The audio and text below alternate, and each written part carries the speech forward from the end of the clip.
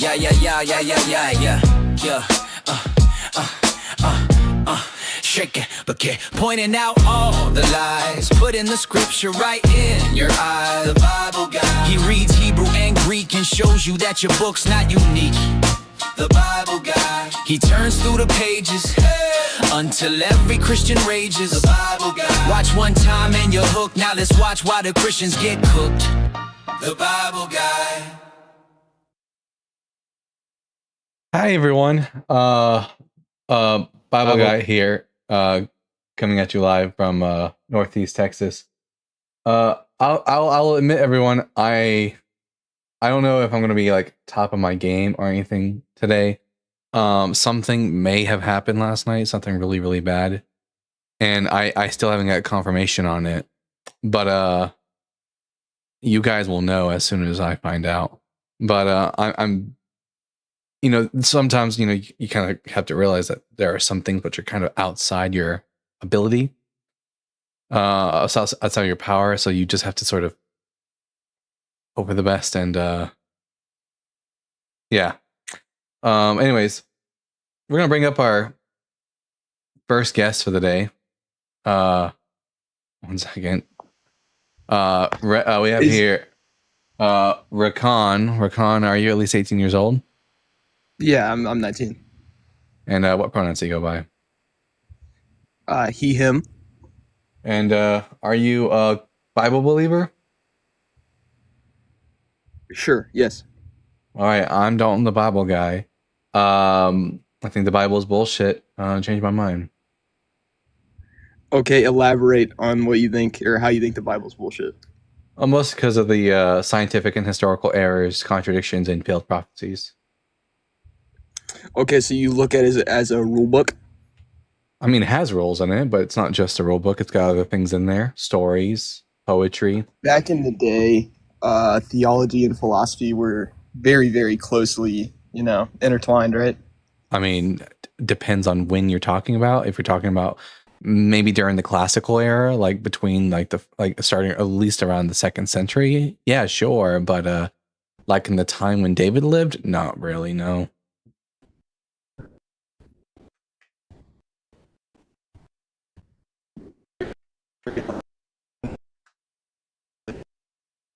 Oh, maybe that's just me, or maybe that's him. One of us is sorry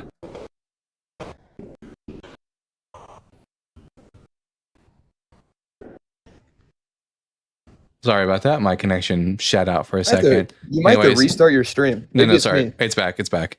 Anyways, yeah, during the time of David, not so much.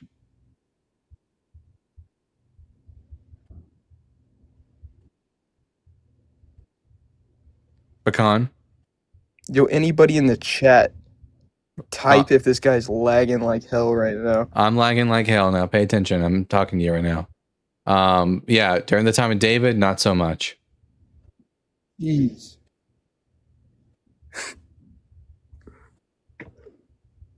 Rakan. You got to restart the stream, man. No, I know for a fact that I'm gonna leave and see if that fixes it. Sure. You do that. Oh, you're good now. Yeah. Anyways, philosophy integrated with theology, maybe during the time of like the Ante-Nicene Fathers, but like not during the time of David, as far as I can tell.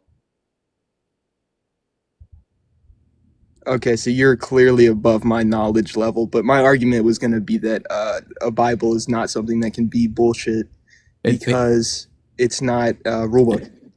Well, it's just it's a way to live life. Nope, it also contains like statements about like what happened historically, and those statements, if they're not true, then it's bullshit. Like if Jesus didn't fulfill prophecy, the Bible's bullshit. If Yahweh, wait, what? Why oppose it so much? Why would it be bullshit if Jesus didn't fulfill prophecy? No, why would you oppose it so much? Why would I oppose? What do you mean by oppose? Why would you oppose the Bible so much? But in what manner? Like pointing out the fact that the Bible is not true because I care about Just truth. calling it bullshit and trying to just preach. I mean, trying to preach that the Bible is bullshit. Truth. Not preach, teach. There's a difference. I'm not a preacher.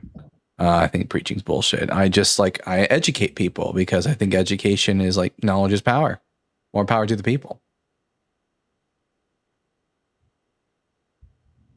Okay, that's fair. Yeah, I'm just trying to understand what you're trying to, send out here. Yeah, I mean, obviously the That Bible makes sense. is bullshit if it's not true. Yeah, that's fair. Okay, then. Peace. Okay. Man, they really are just like giving up recently without a fight. They're like, all right, I'll just roll over and die, I guess. Everyone, make sure you tap that screen. Share the live with those you love, with those you hate, with your friends and with your enemies. Let's get the word out there so we can have interesting conversations. Don't forget that if you're on YouTube and your opposition and you would like to call in and for the debate, you can do so at tinyurl.com/BG show Discord. Yeah.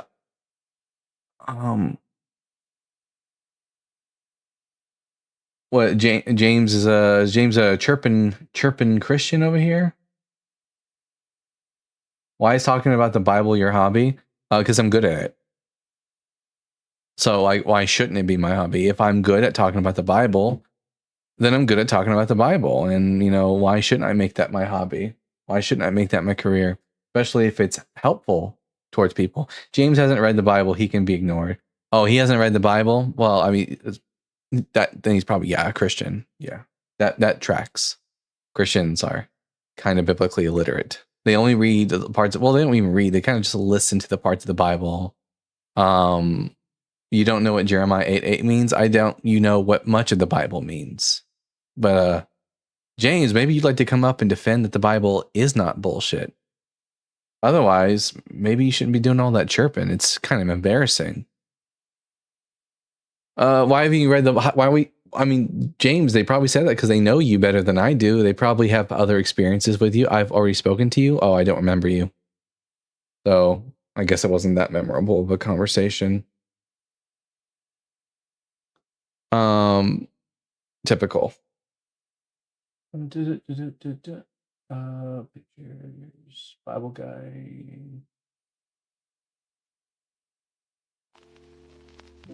But I get it. Like, if I also didn't know the Bible, I would also just chirp in the comment section. I wouldn't actually come up and have a conversation. Hi, baby. Say hi to baby, everybody.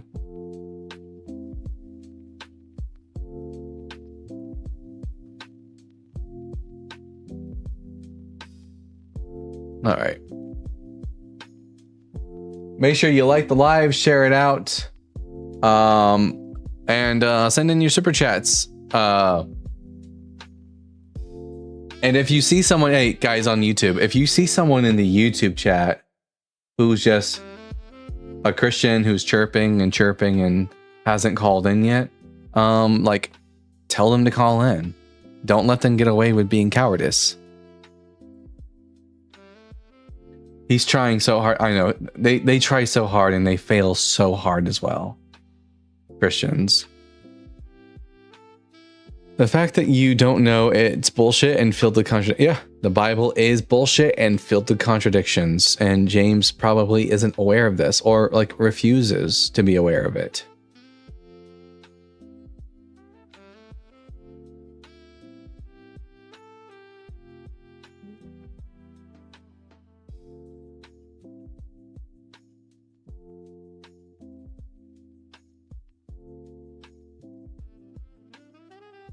My hair is getting crazy long.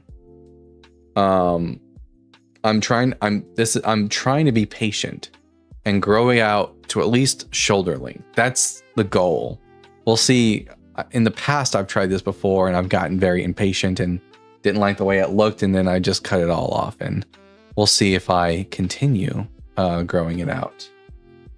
I'll be sexier than Jesus.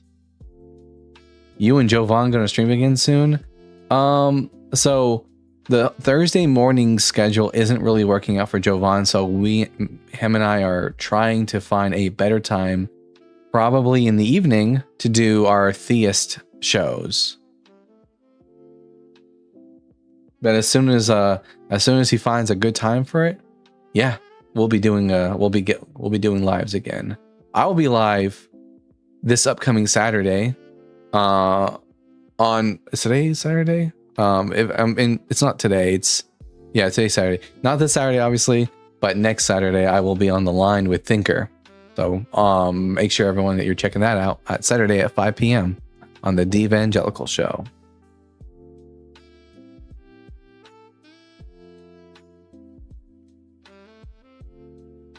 St. Brianna says, howdy, St. Brianna. Good to see you. If you're on YouTube, make sure you bend down, touch your toes, and shake that thing. That's also how you can show your support for the Bible Guy Show.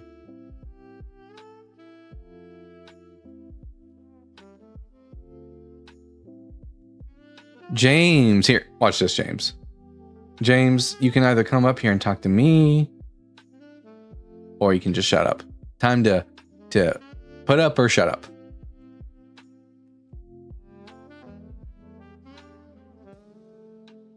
There was someone who tried to get our show taken down last night, and they were temporarily successful. But I pleaded my case with the TikTok overlords, and I won the appeal. So here we are again. And I also signed a petition, and I'm gonna put that petition in my link tree pretty soon, about making sure that every single creator has the option to prohibit camera use from guests. I reported their account on TikTok did nothing. Of course they did nothing. That's the TikTok way, to do nothing about injustice. But yeah, I'm Dalton the Bible Guy, and the Bible is bullshit. If you are a Bible believer and you think that you might have like good reasons for me to consider the Bible to be valid and true and worthwhile and, you know, the Word of God or whatever, call on up and let's have that conversation.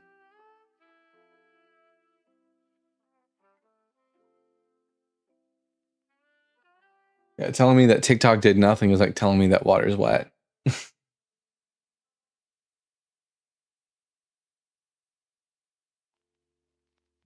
How many streams we got going on? I got one on over here on TikTok, and then one here on YouTube. Yeah. But friends on TikTok, this is really all up to you whether or not we get any conversations tonight. So you're all gonna have to share the live out and make sure you're tapping that screen. Get us up to 10K. We'll get pushed out to the algorithm, and then we'll be able to have more conversations about the Bible.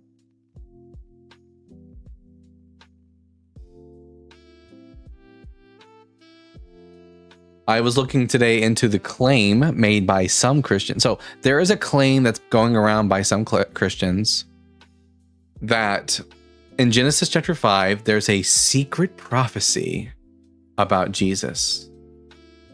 And basically how they come to this conclusion is they'll take each of the names of each of the people in this genealogy in Genesis 5, claim that they mean something, put those words in an order, and claim it's a prophecy about Jesus. But generally this relies on mistranslations of some of these names. This idea was invented by a pastor named Chuck Missler in the 1980s, I think, 1970s, 1980s. Anyways, turns out full of shit. The Fish King says, hey, Dalton, what's up? But hey, Fish King, how you doing? The Trucking Bard says, can report literal Nazi lives, and TikTok does nothing. To talk about politicians? Boom. That's not how prophecy works. Yeah, exactly. Christians have a really bad understanding of what prophecy is. They think they will take the Psalms and say they're prophecies. They'll take narratives about people, places, and events in the Old Testament and say that's a prophecy. when at its base, a prophecy is a prediction of the future made by a prophet. Can you explain the Jewish and Roman time contradiction for the crucifixion again? Yeah, absolutely. So there is a claim made by some apologists that the reason why there are different times of the day for Jesus's crucifixion based on which gospel you're reading is because like the Gospel of John versus the Gospel of like the Synoptic Gospels are using different calendar systems. They'll make the claim that one author is using a Roman calendar, and usually they'll claim that John is doing that, while they'll claim that the Synoptic Gospels are using Jewish calendars. But there's really no like substance behind this, as for both Jews and Romans, they counted the hours of the day the same exact way.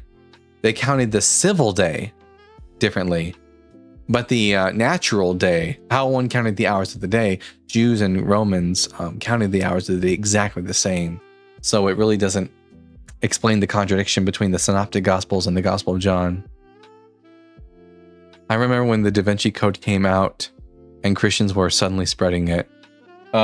Yeah, what a crazy thing. Listen, the Da Vinci Code is very entertaining, but there's not a lot of fact behind it. Why did Leonardo da Vinci, did he paint Mary Magdalene? No, it's just that in medieval art, young boys are generally like drawn in such feminine ways. Oh yeah, I love the book too. It's just, and it's entertaining as fuck. It's just not, based on any reality. Okay, it looks like we got a guest here in the YouTube side of things. I'm going to bring them up now. Let's see who we got here. We got here just two with ... Two, I'm going to ask you 3 preliminary questions. Invite to speak. I've invited you to speak. You gotta come up.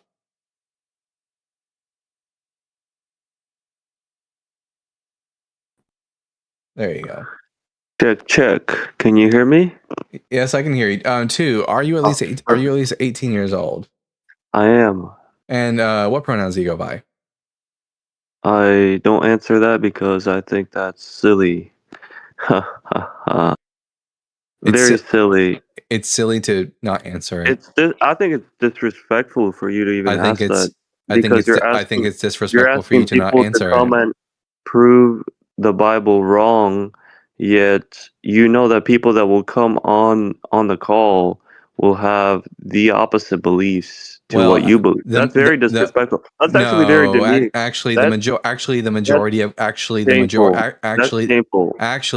of Christians who come on here. Actually, that's very shameful, man. Here, that's very shameful. Please, here, I'll just mute. Jesus Christ. Actually, the majority of Christians who come up here don't bitch about pronouns. Just the people who like failed the 6th grade and don't understand how pronouns work. So, why don't you man up or whatever? Listen, man. Are you gonna let me talk or? Yeah, but you gotta follow the rules of the live, and one of the rules of the live is you have to answer the 3 preliminary questions in order to get in and talk with me. That way, I can tell that you're an honest interlocutor and that you're capable of answering questions. So I'll ask you again: what pronouns do you go by? I'm gonna say again. That's very disrespectful and. So I don't. So you're muted again. By the way, you've been muted this whole time. I don't care that you think it's disrespectful. It's not. This is just you trying to play a victim.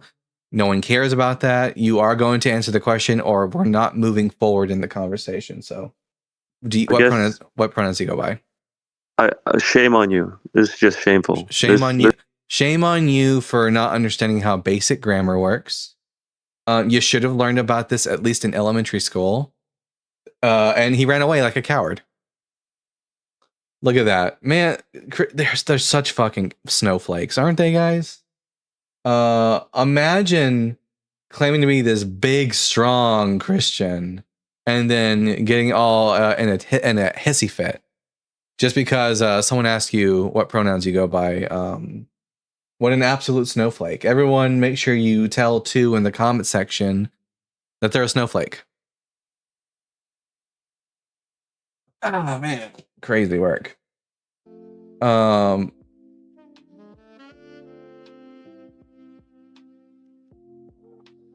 Guest has no respect or self-control. That is true. He had no respect or self-control. He was just a clown. Hey, bud, how's your night? It's just starting. And hopefully we'll get a lot of calls in today. I'm going to try and keep the show going at least until midnight.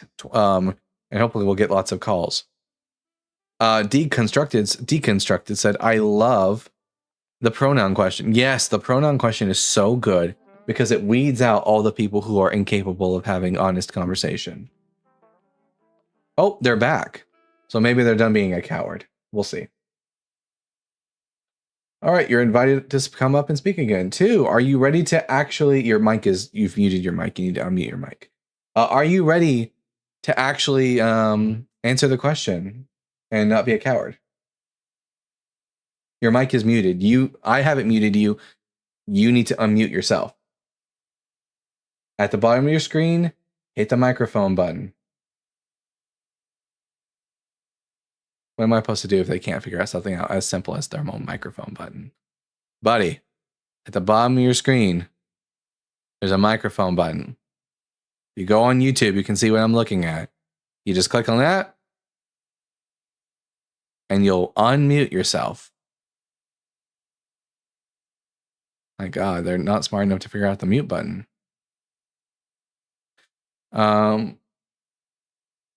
Someone said, how do you call? You can call into the show. Hopefully, if you're smart enough, unlike 2 here. You can call into the show by calling in at tinyurl.com/BG guest. I'm going to invite him to come back up again. Hopefully, he'll figure out your mic is still muted, bud. It's not, it's on your end. On your screen, there is a symbol of a microphone. It is probably red and it has a slash through it. You click on that, and you will be able to talk. It's crazy. So I mean, like, if you're on YouTube and you want to come up and call, feel free to do so. I'm going to ignore 2 until they figure out their bullshit and figure out how to actually work a microphone.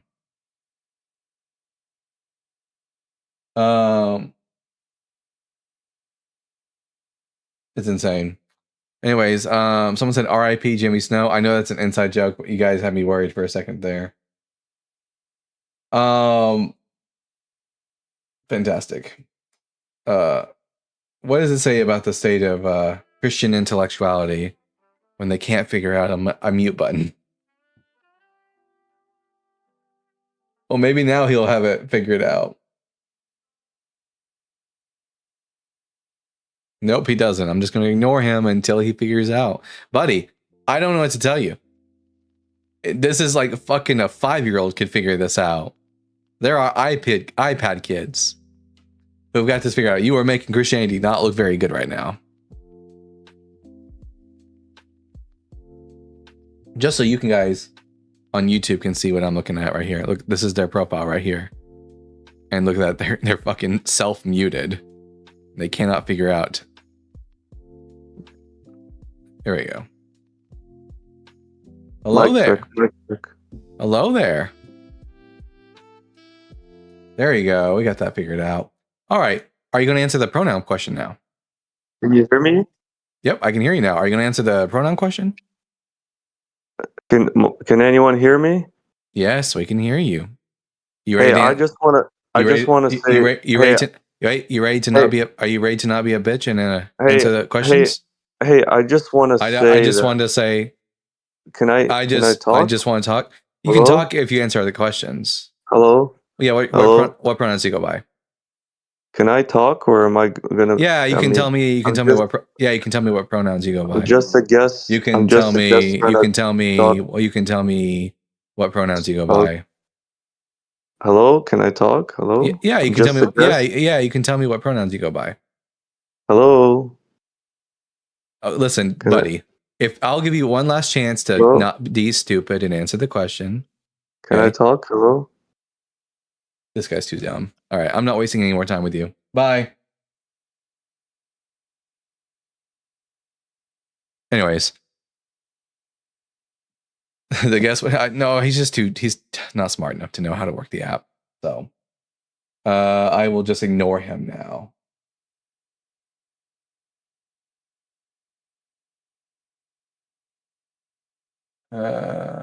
Yeah. Anyways, hello, our good friend Johnny B. Johnny B. Good. How you doing today? Hey Dalton, it's good to see you. What you been up to? I've been super worried today about something that might be devastating if it turns out to be true and have occurred. I'm really sorry to hear that. I hope everything's okay. Here, I'll message you real quick so you know the severity of this situation. right. Wait a minute, where's your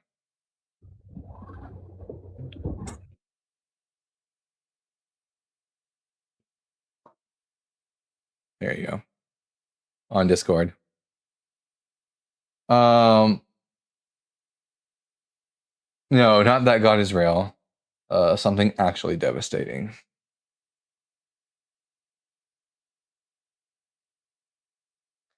Yeah, me too, Johnny. Without giving any information away for the audience, I already called the cops in that area to check on things, and they weren't able to get an answer. So baby, it's okay. I almost wasn't gonna go live, but I needed to, or else I was gonna go fucking crazy. Anyways, everyone make sure you tap that screen, share the live with those you love, with those you hate, with your friends and with your enemies. Let's get the word out there so we can have some interesting conversations about the Bible.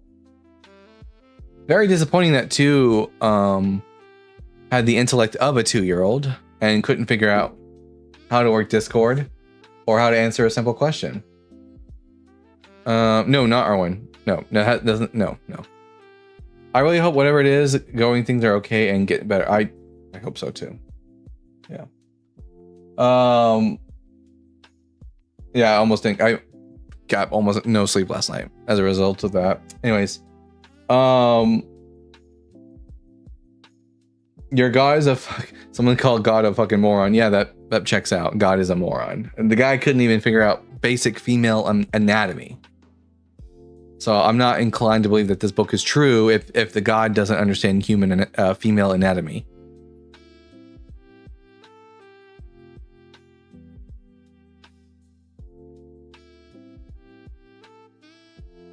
All right. Maybe I need to do a restart because I did get like a restriction at the beginning of this live. So maybe that's what's keeping the guests from coming in. So we're going to do a quick restart and hopefully that'll help move things along. Sounds good. I'll be here.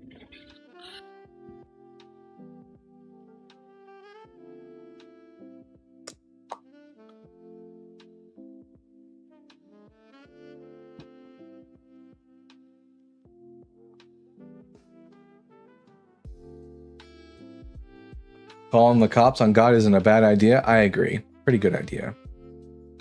Someone called child services on God. He's a bad dad. Can you imagine if someone did call CPS on God? CPS.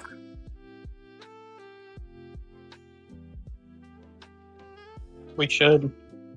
Say what? I said we should. Yeah. This guy made his kids eat their kids. Not cool. Yeah. Okay, so I'm trying to see whether or not it seems like every time I use the soundboard in the past, there's an echo with the sounds. Like it plays doubled over, which makes it sound very strange. At least on YouTube, it comes out sounding very strange. So real quick, everyone, I'm going to, in honor of 2 who ran away, I'm going to do the running sound effect, and you guys let me know on the YouTube side if you hear it doubling up. So here we go. All right, there we go. Let me know if how it came out on y'all's end. I got a guess today. So I was showing him the flat Earth verses, and I showed him Isaiah 40:22, where it says, "Who sits above the circle of the earth?" And this guy tried telling me that in calculus, circles and spheres are the same thing. And then I looked up what he was saying later, and that's not what it actually is. So he didn't even know what he was talking about. They never do. They never do. They will do anything but be honest about what the Bible says. Because honesty is the greatest weapon, the greatest poison, really, to the Christian faith. That and like just the ability to access knowledge. Yeah, pretty much. We need to call it Maury on God. Yeah, for sure. You are not the father. Oh yeah, telling Joseph he's not the father. Well, it turns out that God's not the father in real life. Mr. Chase says, repent of what? I haven't sinned. Because sin isn't real. So unless God is real, unless sin is real, I have no reason to repent. That would be a useless exercise. Perhaps you should repent of ignorance. And I had the best response. Thank you for the galaxy. Much appreciated. Your priorities are upside down. Oh, here, let me grab them. There we go. All good. My priorities are where they should be. I misplaced them earlier. But also, yeah, the Bible's still bullshit.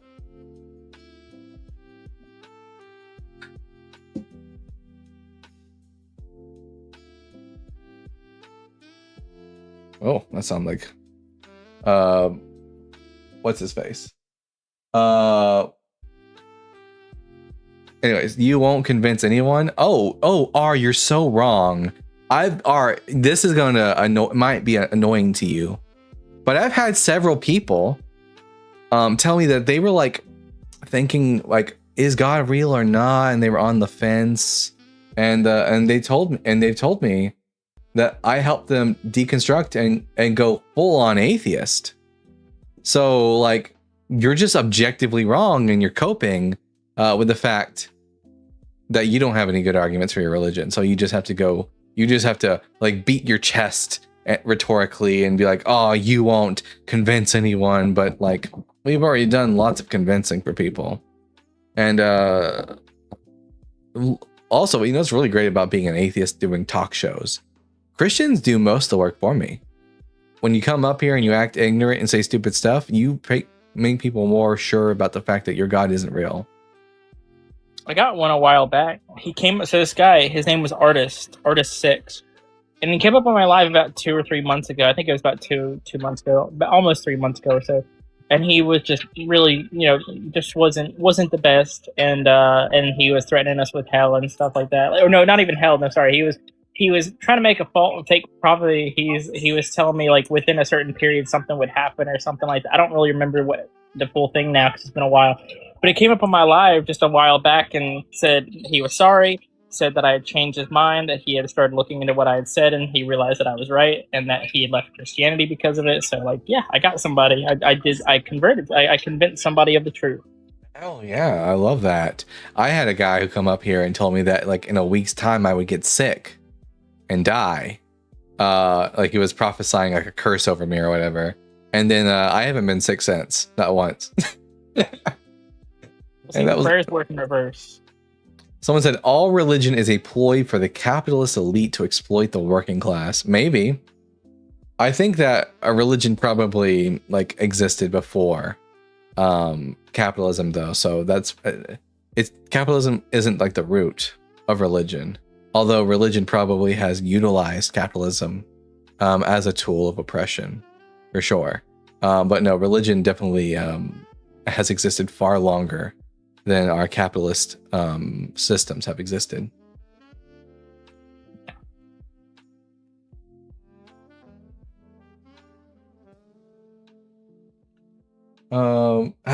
AZ to demonstrate how the Bible is bullshit. Dogmas, indoctrination, cognitive dissonance get in the way. That is true. You know what? One of the great parts about being an atheist, I think, Johnny, is that we get to read the Bible and we don't have to make excuses for it. Like, we get to actually understand in the Bible, which is something that we were incapable of doing as Christians because of our dogmas, which blinded us to being able to just read the Bible for what it plainly said. Yeah. Now with now being atheist and having a proper exegesis and being able to read the text for what it actually says, it's a lot less complicated now. It's a lot easier to just be honest about what it says. Oh yeah, I don't have to bend myself into pretzels just to try to make the Bible say something it doesn't say. I get to just let the Bible speak for itself. I get to let, and if in some ways, I'm almost more respectful to the authors of the Bible than many Christians are, because these Christians want to shove words into the mouth of Jesus. They want to shove words into the mouth of Paul, although Jesus didn't write anything. They want to shove words into the mouth of the authors of the Bible and make them say things they never said. Whereas I just let each author speak for themselves about what they believe and judge them accordingly. Yeah, that's good. Yeah, and that's like one of the best things we can do is we can just look at the text and we can look what these people are saying and we can just acknowledge what they're saying without having to add to it. Christians can't do that. Christians have to add to it. Someone said, "Uncle, stop, make me." Like, every time y'all protest telling me to stop, it tells me that I'm doing a really good job disproving your religion. Your judgments are hilarious. I don't think so, but you know, that's just me. All right, I'm gonna bring up Dizzleism. Hi, Dizzle. It's good to see you. Hey, I tell you what, Mr. Bible Guy, I got your proof of Jesus right here. It says in Revelations 3 times, "Behold, I come quickly." Oh man, Jesus was a one pump chump. I mean, look, if you take him at his word, hanging around SWs all day long and never getting nothing, I probably would come quickly too. Dizzleism is a friendly. He's been showing me a little bit about the Hebrew language. Oh, very fun. He's getting it. And every time I see him, it reminds me of whenever I was first taking my Semitic language courses back in the day. Because I get excited seeing folks learn and language and grow and all that. Every time I see Johnny do Genesis 1:1, it's like, heck yeah. A constant gardener, you seem to be doing a lot of this. Well, actually, a lot of this in the comment section. Would you like to maybe come up and give me a reason to think that the Bible isn't bullshit? Every time I'm gonna drop down to give you more room for ops, by the way. Hey, Dizzle, thank you for coming up. Yeah, every time I have a Christian who refuses to come up, it just like confirms for me that the nonsense that is their religion. If their religion was true, they would have good arguments for it, and they would be like more than willing to come up. I don't care what you think is bullshit. Oh, sure, yeah. You just keep telling yourself that, gardener. I would tell myself that too if I was too scared to come up. Yeah, because you'd get absolutely owned on the Bible. It's really such a sad thing, don't you think, Johnny, that all these atheists know the Bible better than these Christians? You'd think they know their Bible very well, but hardly any of them have read it. Yeah, and this is the funniest thing, because when I started doing these debates, I thought for sure the Christians were going to know it better than I would, and that they'd just find a way to be like, they would find some rhetoric to actually combat the things I'm saying just because they know it better. No, they don't know it barely at all. Half of them have not even opened the book. Yeah, that is true. Like I've had a few people, atheists, tell me, listen, I don't know nearly enough as much about the Bible as you do.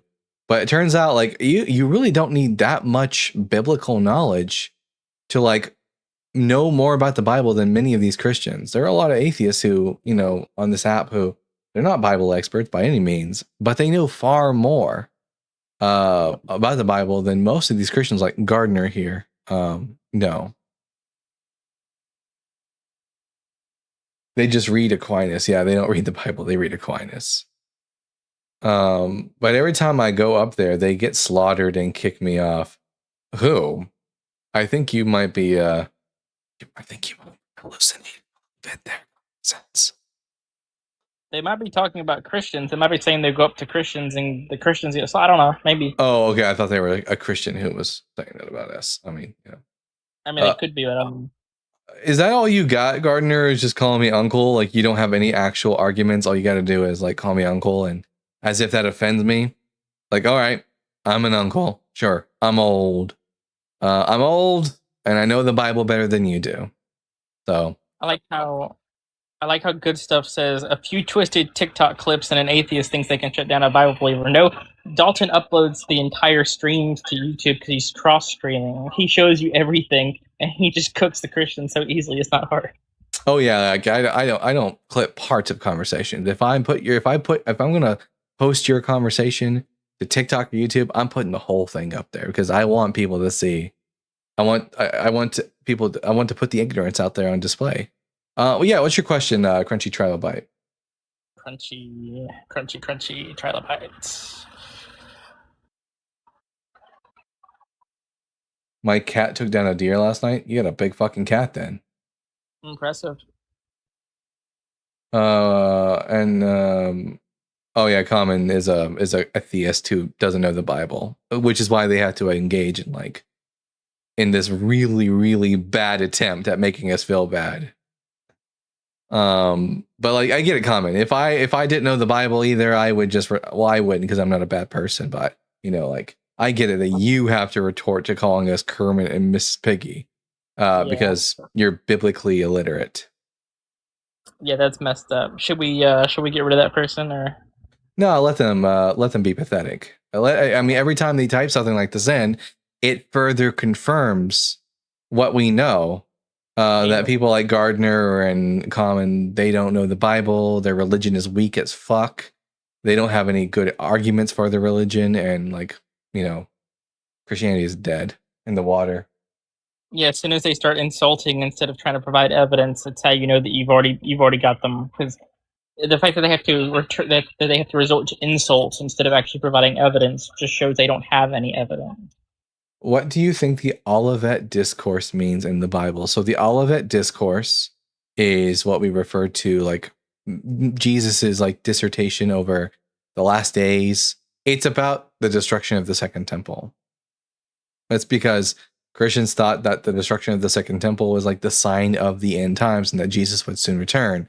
So they have Jesus like positioning the destruction of the temple at the hands of the Romans as if it were like one of the last signs of his second coming. The fifth, I really rather you didn't of Pastafarianism. We got here Megas. Megas, are you at least 18 years old? I guess not. Man, very sad showing for Christians today. Very sad showing indeed.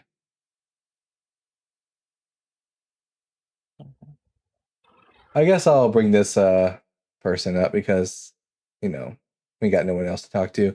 2, are you ready to actually like finally answer the pronoun question? Can you hear me? Check. Yep, we can hear you. You ready to answer the question? Oh, I think the reason you're asking that question is because you're too afraid to actually talk to me. Oh no, I desperately want to have the conversation, but you're too. Well, I desperately wish to have the conversation with you. Like I would love that more than anything, but I think that you're too afraid. Why? But why should I? But why should I? But why should I? Here, tell the audience. But like, why? You're muted, by the way. No one can hear you. Why should I have a conversation with you if you are incapable of answering honestly a simple question like what are your pronouns? It tells me a couple of things. Either you're dishonest, you're a really bad person, or you're too stupid. Like you're not intellectually, like you don't have the intellectual prowess to have the conversation if you don't know something as simple as pronouns.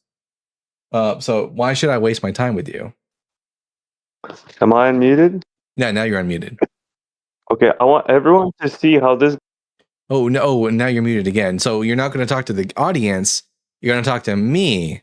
I want you to answer the question. Like, don't be a bitch. Yeah, St. Brown. It's God or grammar, never both. Like they either know how the English language works, or they're a Christian. Like those are the only options. So again, too, you're just a coward. Of millions and millions of. Oh, you were still talking this whole time? You were muted. No one heard a thing you said. This is embarrassing.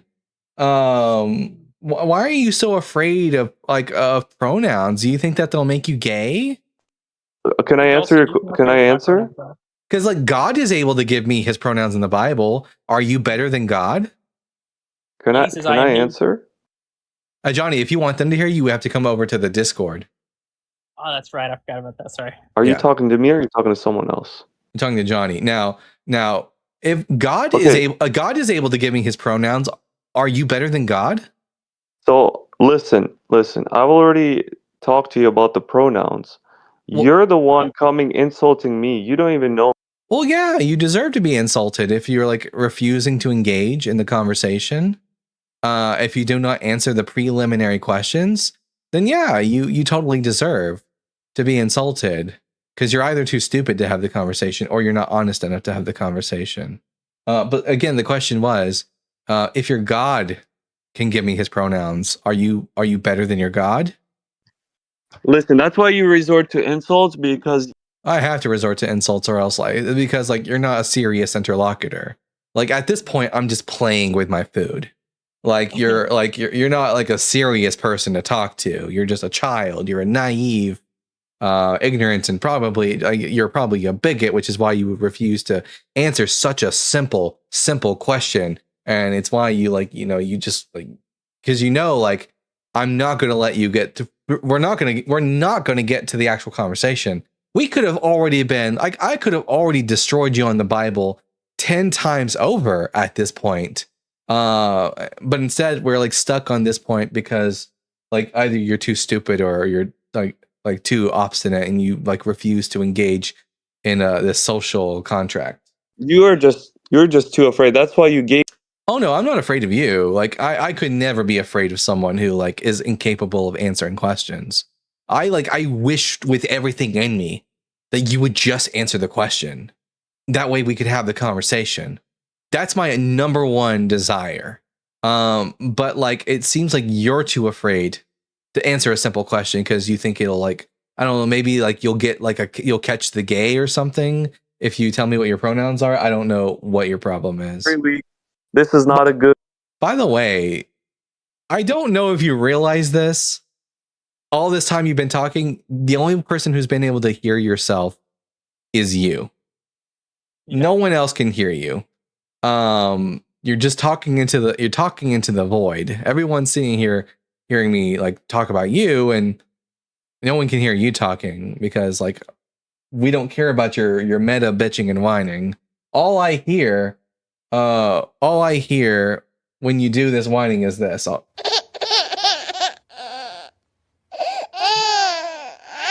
So that's what you sound like right now. Are you ready to be a big boy and answer the question so that I can dog walk you on the Bible?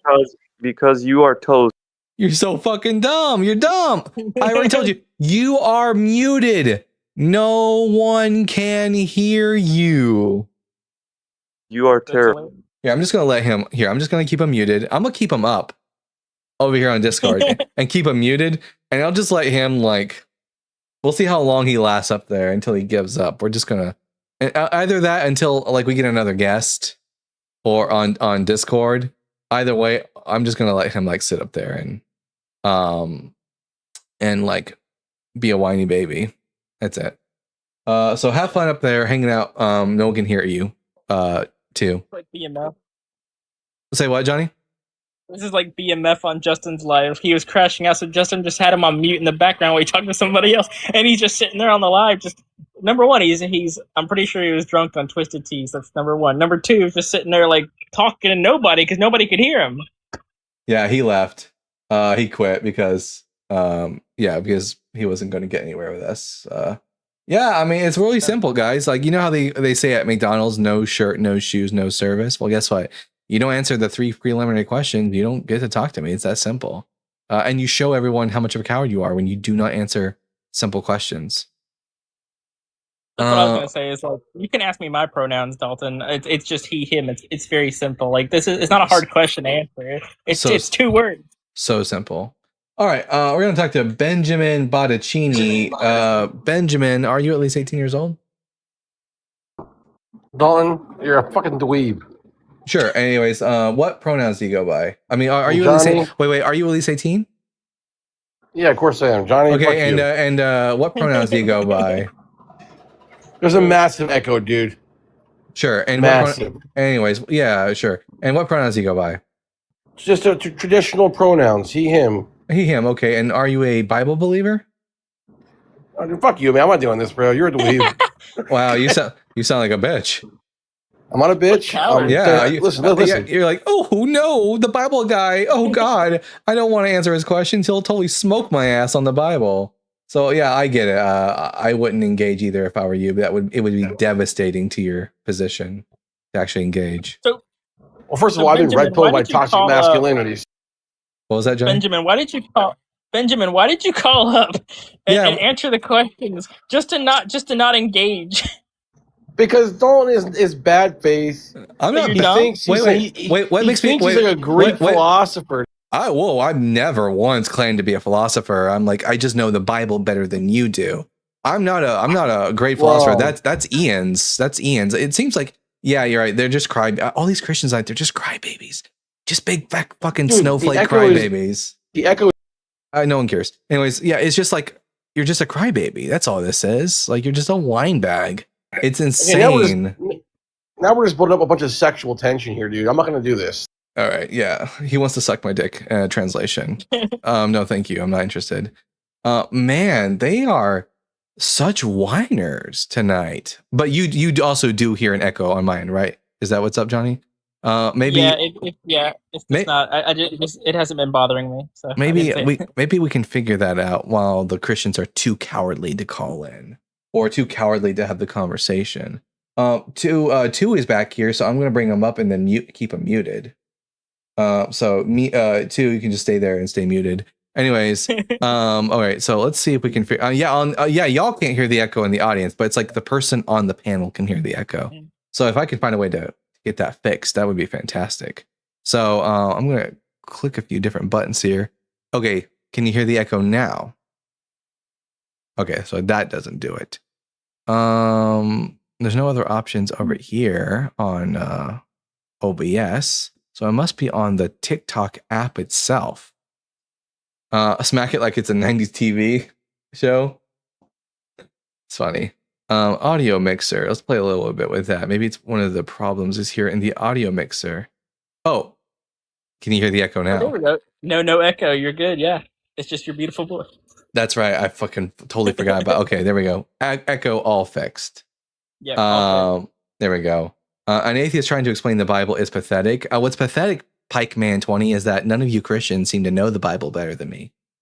It's really pathetic that I have to school your ass on the Bible, and that every Christian that comes up, all they do is they cry their twist and tweet teos. Maybe I need to get a mug that says like, you know, Christian tears on it, because like Christian man tears. Yeah. I would drink a cup of Christian man tears. All right. Hopefully this person won't be a crybaby. Rick, I'm sorry, Rick. So no. See, that's the best I got. That's the best Christianity's got. This is really a pathetic showing tonight. We have here Johnny coming up. Not our Johnny, but Johnny Graziano. Johnny, are you at least 18 years old? Fuck you, Dalton. Johnny, you too. Oh, he's such again. Oh, he's such a baby. Oh, that's right. Oh, the baby's come back to cry some more. Oh. So wait a minute. Why? Okay, so you came on one account just to say fuck me and Dalton. Okay, whatever. And then you said something about there was sexual tension, which I mean, hey, I can't blame you. Dalton's a handsome dude. I can't blame you. But and then you leave, and then you come back on another account to do the same thing. What the hell is this? Oh yeah. Kicked, dude. What was that, bitch? What? I was kicked. Also, are we gonna kiss or what, dude? No, I don't want to kiss you. Bye. Whatever, dude. He's so mad that I don't want to kiss him. Typical Closeted Christian man. A single man tear. A single man tear. If anyone's watched Supernatural, you know. I don't think I've seen that one, but oh yeah, I remember that. Yeah, I can't remember. Yeah. Yeah. At HLT with the $10. Hey, thank you for the $10. Much appreciated. See, Christian's like, I'm either way, I'm getting paid to bullshit over your religion. At least y'all who would have the opportunity. Dalton, it's a she. Address her properly. We're talking about 2 is a she, probably, maybe, or it's an it. If it doesn't want to give me pronouns, maybe it's just an it. All right, maybe we'll see if this person's not a baby. Royce, are you another baby, or are you going to be a grown up? Let's just fucking kiss, dude. There's him again. God, they're so sad. It's so sad. It's so sad. Man, I get. Listen, I get it. Everyone who's smart enough to knows not to call in because they know they get destroyed, and the only people who want to call in now is like the dumbasses and the trolls and the people who've got nothing because they know they've got nothing. Man, it's crazy. Heretical Annihilator says I can't call in. My mic is bad. Sounds like an excuse. Sounds like an excuse. Yeah, it says wait, male and female. It says that Adam and Eve were created male and female. It says he made them male and female, as in Adam and Eve, but that doesn't tell me much about anyone else. That only tells me about Adam and Eve. Yeah, there's also intersex. Yeah, and in Jesus's time, the Jewish people understood that there was like a lot more going on than just like typical male-female dichotomy. Well, we had someone who requested up for a second, but then they disappeared. Let's see. Let's see if this person is. Oh, we got here Warrior Winner calling in. Warrior Winner. Are you at least 18 years old? Yes. And what pronouns do you go by? My pronouns are you're too afraid, that's why you mute. Oh man, this is so sad. He came back on it. He had to change his name and his profile picture because he's too afraid. He's so afraid. They're so afraid. Here, I'm just going to call you an it. Here, you inanimate object. Do you believe that the Bible is true? I believe the Bible is true. Do you? No, the Bible is utter bullshit. It's got. Wait, are they on Discord? They're on Discord. Scientific errors. Oh, wait, what? I was gonna say because I couldn't hear them, so I didn't know. Oh, here, now you can hear them because the back here. Now you can hear them. Yeah, so, what was I gonna say? Oh yeah, the Bible's bullshit because it contains scientific errors, historical errors, and contradictions. But something tells me like you're not gonna be able to actually interact with this because you were barely able to interact with something as simple as pronouns. By the way, does God have a dick? That's incorrect. Actually, that's incorrect. Wait. I have a question for you. Does God have a dick? That's my question. You said about the Bible? Does God have a dick? Does God have a penis? You made a statement. Am I? We'll get to that in a second because this is actually kind of related to the thing we were talking about before. We're about to like test your like consistency here. Do you think God is a biological male? I want to address the statement. Wait, we can address that in a second. Just hold on. Just relax. Relax. Anyways, is God a biological male? Great. I just want to. Man, this person. Listen, I'm going to give you. This is the last opportunity. After this, you'll just be blocked. Like you won't even be able to call in at all. And you're muted by the way, so no one can hear you. So I'm going to ask you questions. You are going to give me answers, and you are not going to dodge, dip, or duck. If you do, I am going to block you permanently, and you will never be able to call in again or waste anyone's time. So, is God a biological male? Am I muted still, or am I live? You're not muted anymore. Is God a biological male? You're very weak. You resort to mute button. All right. Well, sorry, bud. Blocked. What a coward. What a coward. Let's see. Anyways, I'm gonna move them back to the audience. Now they're blocked. Man, pathetic. Pathetic. Is I don't know a correct answer? It could have been an answer. They could have said I don't know, but instead, they just like were allergic to answering questions. Which I get it. I get it. It's all they got. It's all they have. Cowardice. All right. I just gotta make sure that every time I go back and forth that I click off that little thing so you don't hear the Right. yeah. Anyways, maybe they were born fresh today and haven't found out yet. Maybe, in which case we shouldn't talk to them because they're a minor. Yeah, that's a no-no. Yeah. Maybe we'll do another restart and maybe we'll get someone on who's not a crybaby and wants to actually defend their religion. We'll see. Otherwise, I'm just going to assume that we've destroyed Christianity. All right, we're going to do a quick restart.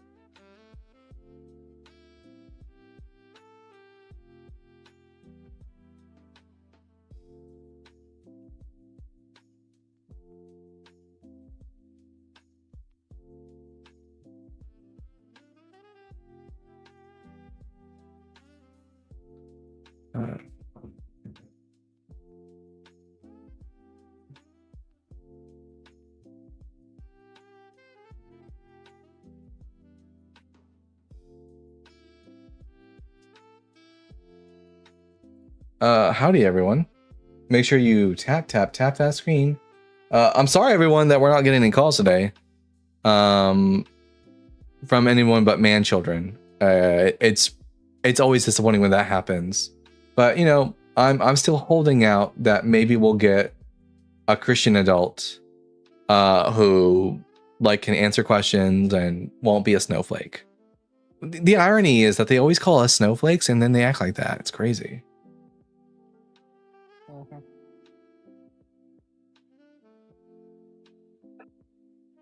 Fuck. I'm really trying to get conversations going so I don't have to think about that thing. Yeah.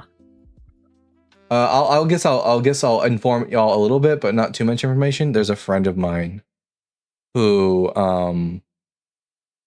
messaged me last night, and they told me that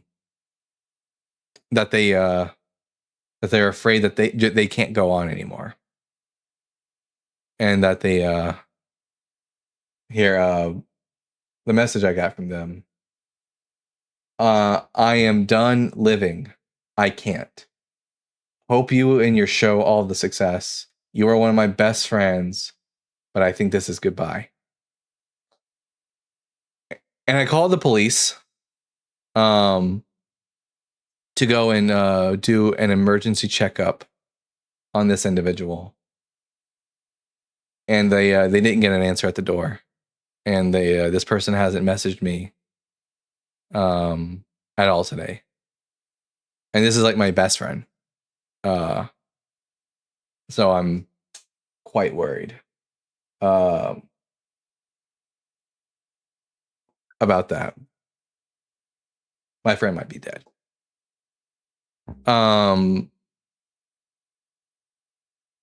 Yeah. So I was hoping maybe we could get some calls in today and some distractions. But yeah. Since the Christians are too cowardly to call in, though, I will open up the panel to friendlies to come up and ask their Bible questions or to get my opinion basically on anything they would like. And yeah, you can call on up and we'll have a conversation. And if you want to call in from the YouTube side, do not forget that you can call in at tinyurl.com/BG show Discord. Yeah, there you go.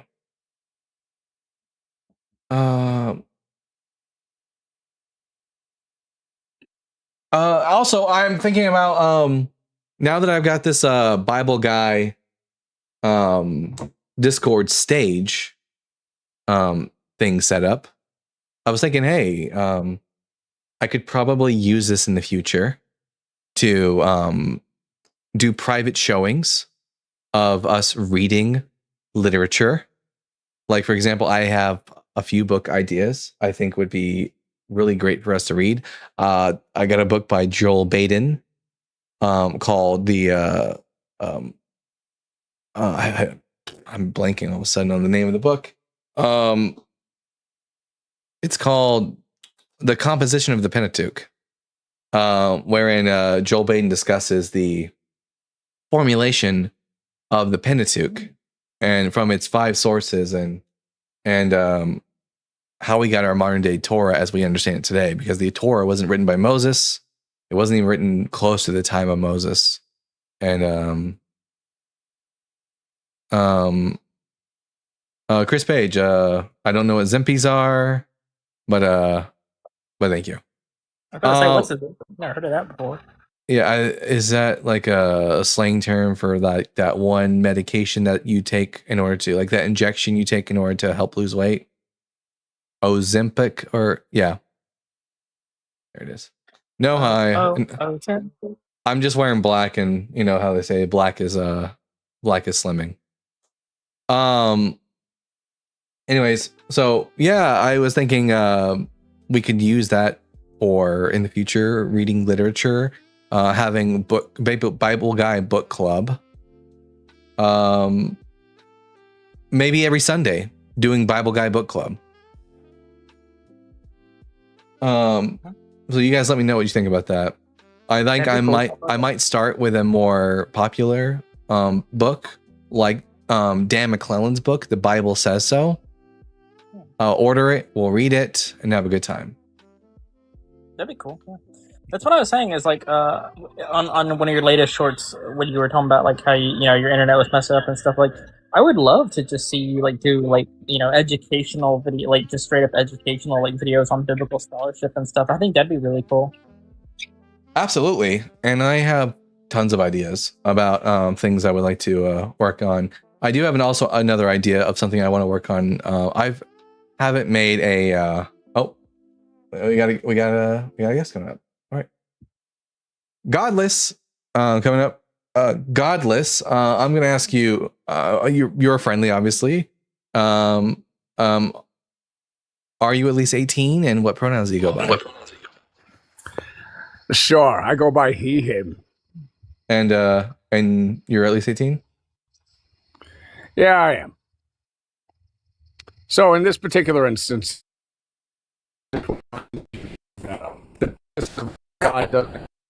Well, wait a minute, you're breaking up. God doesn't exist. Is that just me, or is that you hear that? He's got the raptures happening on his end, I think. This sounds a lot like Deathless Light. Is this Deathless Light? It does sound like a very familiar voice, yeah. If the non-existence of God doesn't exist, then God necessarily exists. The non-existence doesn't exist, therefore God necessarily exists. Godless. Would you attack premise 1 or attack premise 2, please? Godless. Nobody heard a word you said. Oh my God, this is Deathless Light, or it's an AI, because it'd be both.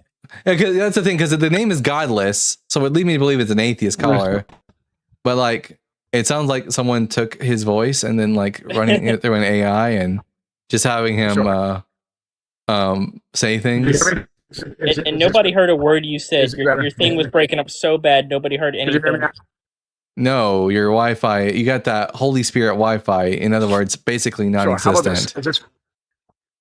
At one point, I heard attack premise 1 or premise 2, and that's all I heard. Trust me, it's not my Wi-Fi. It is. No, it is. Sure. It is. If the non-existence of God doesn't exist, then God necessarily.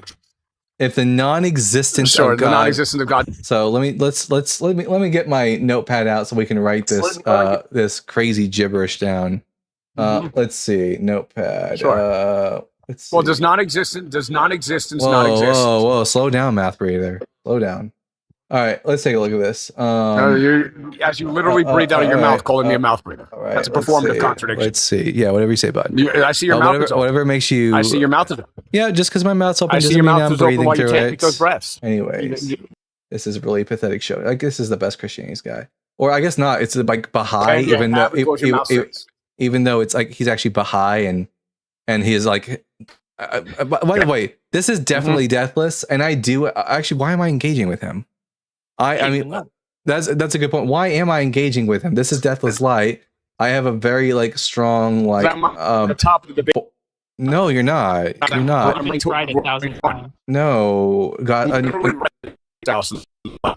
No, Deathless Light. Besides the fact that your Wi-Fi is utter shit, you're what we call an escaped psychiatric patient. Somewhere out there is a man with a very large butterfly net attempting to find Deathless Light and catch him. Anyways, guys, did y'all see Deathless crash out on Unapologetic where he started singing Lion King songs? That was funny. I didn't see that. I gotta see that. I fried his ass really easily. It wasn't hard. This was back in my early days too. This was back when I was still new to debating, and it wasn't hard. And he got so mad that he must have mass reported me because he got me taken down for a day. He really is pathetic. Yeah, I mean he's got like that tiny dick syndrome, so he has to like overplay his masculinity in order to like compensate for his inadequacies, and we all see it. It's quite pathetic.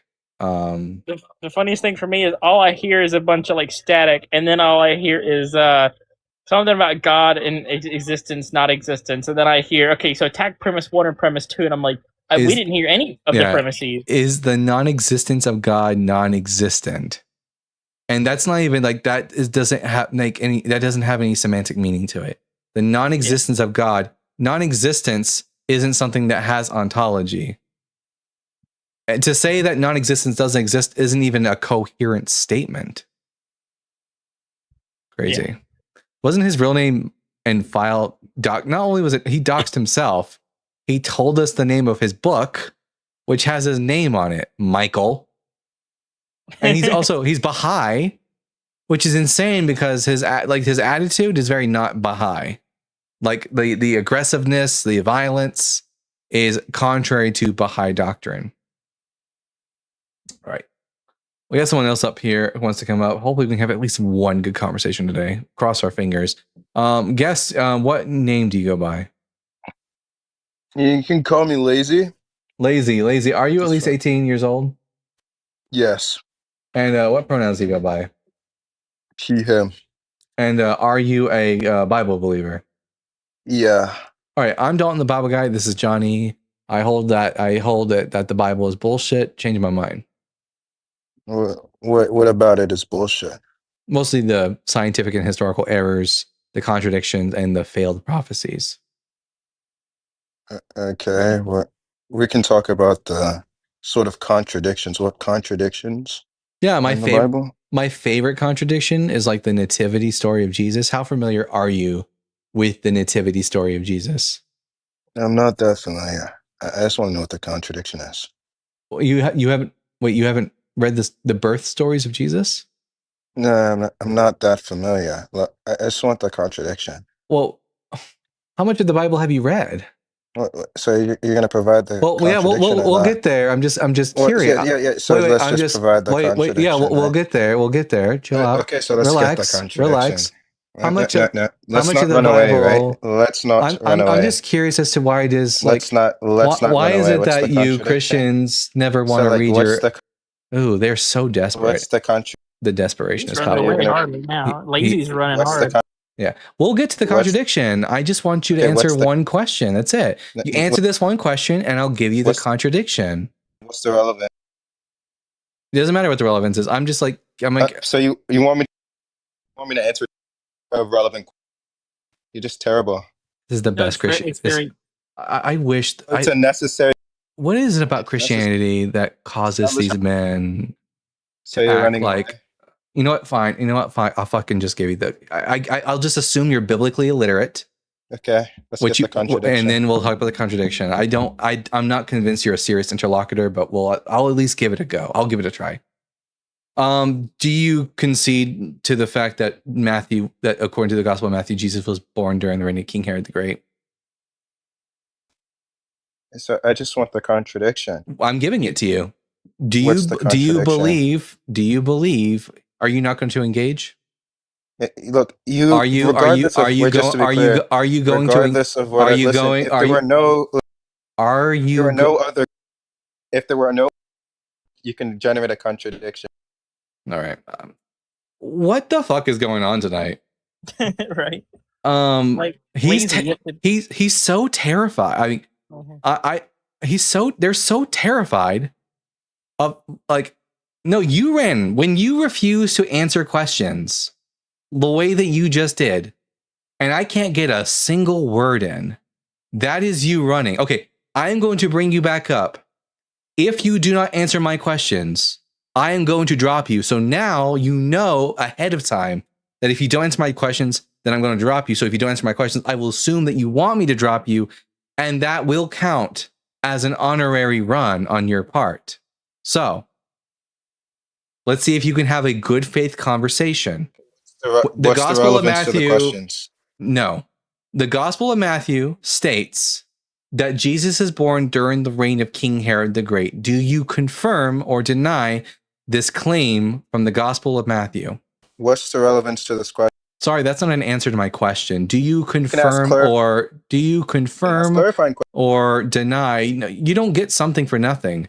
You don't get to ask questions. So you're being you don't get to ask questions and not answer my questions. That's not how this works. You can ask clarifying. So, how can I answer questions? So you are running. To be clear, that you are running. Understand? You are running away. If you don't understand the question, you're running away. How can I? Wait. Which word?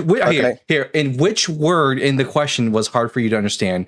The question was, do you confirm that according to the Gospel of Matthew, Jesus was born during the reign of Herod? Which one of those words did you have a hard time understanding the meaning of? What I was understanding is I can pull up a dictionary if you didn't understand one of those. So which one of those words? Wow. You're gonna keep muting me. All right. I'll just assume you don't want to have the conversation. This is insane. This is insane. Why are Christian men such cowards? They're so fragile. Yeah, I agree. He ran so bad. He ran so hard. He could not engage at all. He ran so hard. I would love to have a conversation with one Christian man who is just like not afraid of answering questions. Like someone who isn't insecure in their faith. That would be fantastic. But hopefully this person won't be insecure. Drink beef. Are you at least 18? Yes, I think I'm going to disappoint you here. All I really wanted to know was... Whoa, chill out. The only way you can disappoint me is by not answering questions. And before we can have a conversation, you have to answer my 3 preliminary questions. Are you at least 18? Absolutely. What pronouns do you go by? He, him. And are you a Bible believer? Not exactly. No, okay. What brings you up to the Bible Guys show? I wanted you to finish talking about the nativity contradiction. Yeah, and absolutely. Yeah, absolutely. Because the last guest was too cowardly. We can just discuss it. We can discuss play it with his part if you would like me to. Well, no, you don't have to play a part. We'll just, I'll just tell you, because you're not a Bible believer. I'll just tell you what the contradiction is. Go for it. So, the Gospels of Matthew and Luke tell us when Jesus is born. One gospel claims that he's born during the reign of Herod the Great. While another gospel makes the claim, the Gospel of Luke claims that he's born during the time when Quirinius is the governor of Syria. The problem being is that Quirinius didn't become governor of Syria until like a decade after Herod was already dead. Mm-hmm. So it's a chronological contradiction. Okay, excellent. Now, I do have one question for you. It's just like the only good argument I see for Christianity is faith. Like that's the only answer I can ever get, which I get it. It's like, we kind of have faith that science is correct, but we have more proof, and neither one has we have the Big Bang, but what happened before the Big Bang? They have God. What happened before God? So it's just like faith. If they respond to you with saying faith, just tell them that faith is useless if you're the kind of person who wants to believe as many true things as possible and disbelieve as many false things as possible, because like Christians have faith and Muslims have faith and Jews have faith and Hindus have faith. They all have faith, but they all come to different conclusions and they can't all be right. So someone is using faith and coming to the truth maybe, and someone's using faith and definitely coming to a falsehood. And at that point, faith is no better for getting to the truth than flipping a coin. Yeah, Drink, ask them what makes their faith better than a Muslim's faith, because both Christians and Muslims, like Dalton said, have faith. Well, they can't both be right. They cannot both be right. One of them has to be wrong, or they're both wrong. And faith is not a good criteria for finding out what's true, because I could have faith that I could jump 10 feet, but I would never know unless I actually tried it. Like, faith is not a good methodology for determining what's actually true. Only evidence is. Yeah, thank you. Happy to help. Anything else, bud? I think that was it. That's just there's the sticking point is before the Big Bang and before God, but God's just adding one more thing in there. Yeah, absolutely. One more. It's a trying to answer a mystery by appealing to a bigger mystery, which doesn't solve anything. Absolutely. Yeah. Yeah. Well, thanks for talking to me. I hope you get some better guests tonight. All right. You have a good day. Someone well educated. Yeah, well, doubtful. Of course, our first and only good conversation of the night comes from someone who's not a Christian. The only people who can answer questions apparently are people who aren't Christians. But maybe we'll have a Christian who can prove us wrong by actually showing that Christians can answer questions. We'll see. I don't have a lot of faith. Jimmy Jam is coming up. Jimmy Jam, are you at least 18 years old?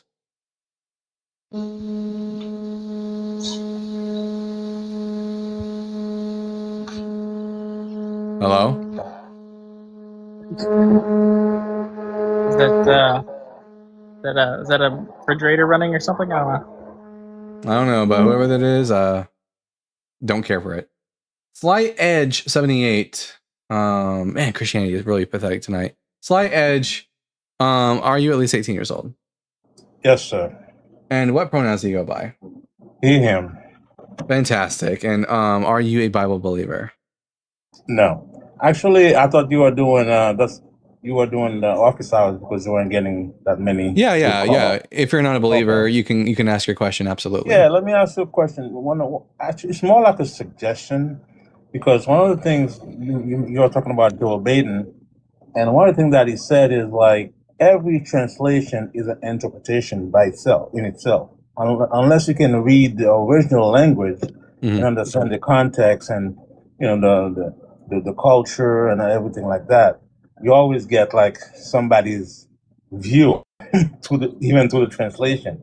Yeah. So what I was going to suggest, have you thought about doing like a closed group of people that are interested in learning or reading the Bible in the original language, that you can actually probably you charge them a little bit of money, because you want people that are serious. I'm willing, charge them a little bit.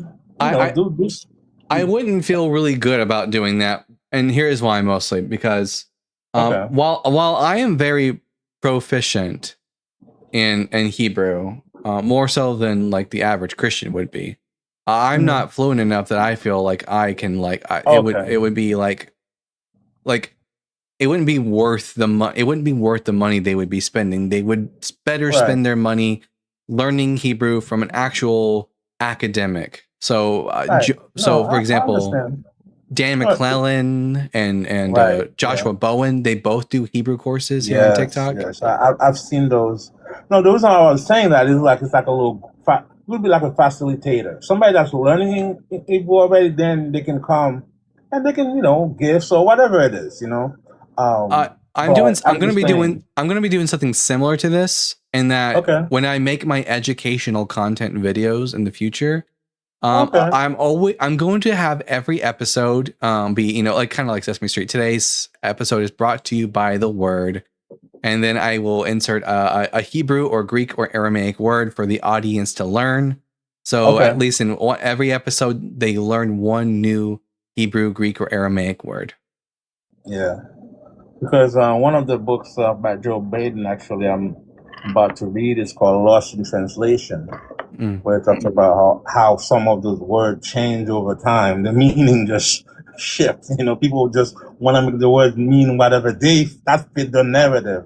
So that's the problem. And one Yeah. more thing I noticed today, Yeah. talking about that, it wasn't even about a word, but I was looking at Hosea 13:16, and I went to the complete Jewish Bible translation, and that verse is missing. Hosea 13:16. Yeah, it's a very graphic. Let's take a It's look. missing on there. I'm not sure. Let me go to the next chapter before because have you noticed that? Because I'm like, that verse is missing. Yeah, sometimes they shift the verses ever so to the next chapter. So let's take a look. Maybe that's why I'm checking that right now. Yeah.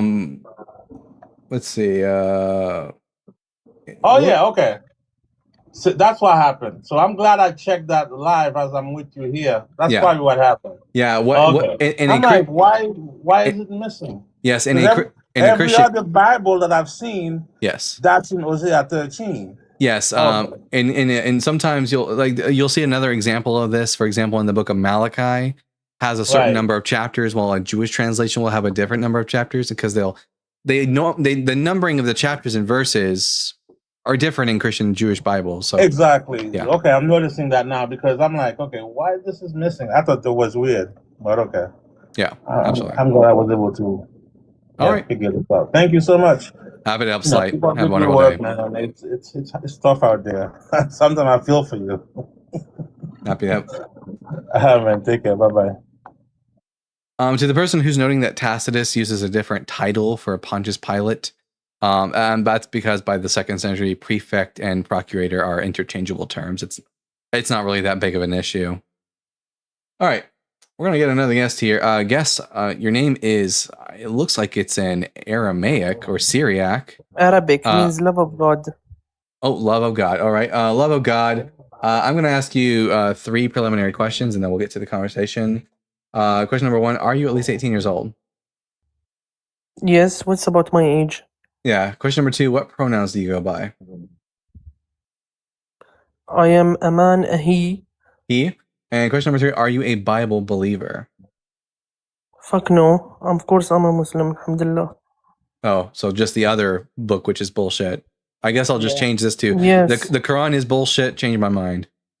No, the Bible is bullshit. Yeah, so is the Quran Quran. They're both bullshit. No, it's not. I can change your mind. Okay, go ahead, do Your that. stupid belief about Jesus has made you leave religion. What? Your stupid belief about Jesus made s- you become atheist. What made me an atheist is realizing I didn't have any good reason to think that God existed at all. Yeah, because you were reading the Bible and it made No, you oh no, become no, atheist. oh no, like It's bullshit. no, it wasn't. It wasn't the Bible that made me an atheist. I mean, not really. I mean, the Bible made me not a Christian anymore, and then made me not believe in specifically the Abrahamic God. But I believed in a God for a little bit, even after I no longer believed in the Bible. I was a deist. You were a Christian. But, don't bullshit me. well- You were a Christian. Well, hey, chill out. You don't know me. I have practiced Christianity. Let me talk. I'm the Well, guest. Let me talk. That's not how this I'm works. the guest man. You need to have you need to learn some respect. All right. So Give respect to your guest. maybe shut the fuck up and listen to what I have to say. Fuck you don't. off. Fuck off. Anyways, you're insecure. I get it. So Fuck off. I have practiced Christianity. Fuck you. Let me talk. I have practiced Judaism, and I've been a deist. I have not only been a Christian. So don't come onto a panel. This is if you're by the way, you're making Islam look really bad. Don't come onto a panel cursing someone out and then claiming that you know their background when you don't know jack shit about that person. It makes you look really dumb. It makes you look really insecure. So I left Christianity because Jesus wasn't the Messiah. He didn't fulfill prophecies from the Old Testament. I left Judaism because I didn't have any reason to think that Yahweh specifically existed.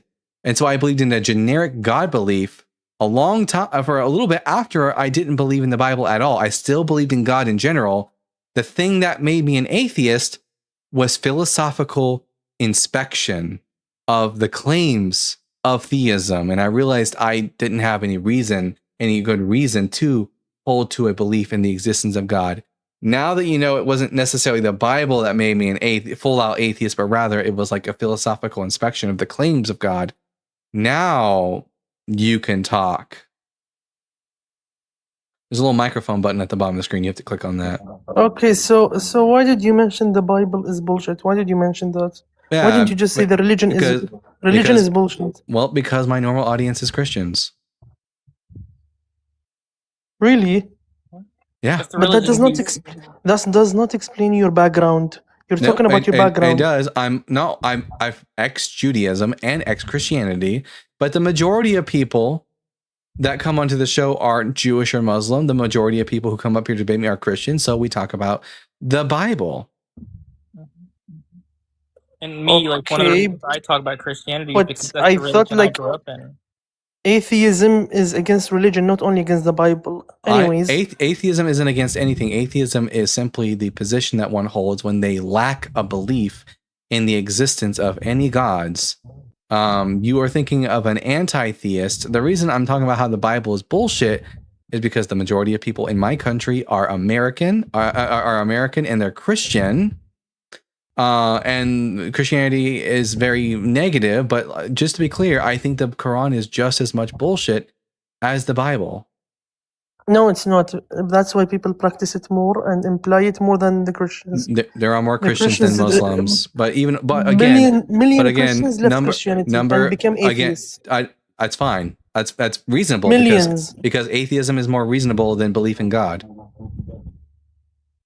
Yeah, see, I'm telling you. So Christianity made you become atheist. Nope, not Christianity. This is what I'm saying. Philosophy. You're not listening. You're not listening. You're straw manning me, which makes you look really bad. What made me an atheist was engaging in philosophy. I still believed in God even when I rejected Christianity. Do you understand this? Yes or no? Do you understand that I believed in God even when I rejected Christianity?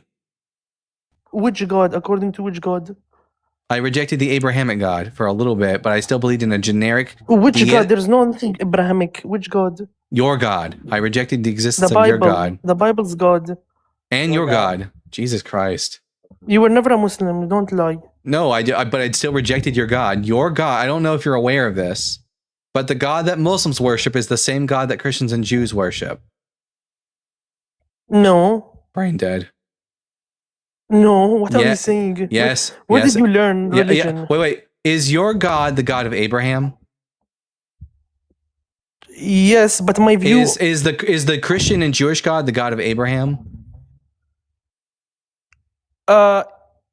They have a different view of it. They might have a different outlook on the nature and attributes of God, but it's the same. It's like if I had a view about Johnny here on the bottom of the screen, and then a friend of mine, Velvet Worm, in the comment section had a view of Johnny. We might have different perspective about what Johnny is like, but we're both thinking about the same person being Johnny. You, a Jewish person, and a Christian are all worshiping the same God. You just had different perspectives on it. So I stopped believing in your God, which is the Abrahamic God, when I rejected Christianity and Judaism. And I still continue believing in a generic God for a little bit. And what made me not believe in God altogether was not Christianity, but philosophy. Okay, what if your perspective about the Islamic God will change you from becoming atheist to a real believer, true lover of God? Yeah, give me an argument for God's existence. Go ahead, do that. God's existence, they told you a million times the cause and effect and many other evidences. I grant that cause and effect exists, but how does this lead me to believe that a God exists? For every effect, any effect you see, there must be a cause. Yep. There must be someone who brought it to existence. Whoa. You need to give me a reason to think that. Why can't it be that something is the cause, not some? Why does it have to be a someone? Yeah, something is in existence. Okay, I grant that there is such a thing as cause and effect, and that every effect has an underlying cause. Why should I think that there's a God now? What do you mean? I don't understand. I accept that there is such a thing as cause and effect, but I still don't have a reason to think that God exists. There must be a necessary being who brought everyone into creation. Make the argument for that. you cannot have an infinite regress of dependent. Wait, why not? I believe that there is an infinite regress. Why can't there be an infinite regress? Okay, so do you believe that if you lack something, you cannot give it? Do you believe this mental rule?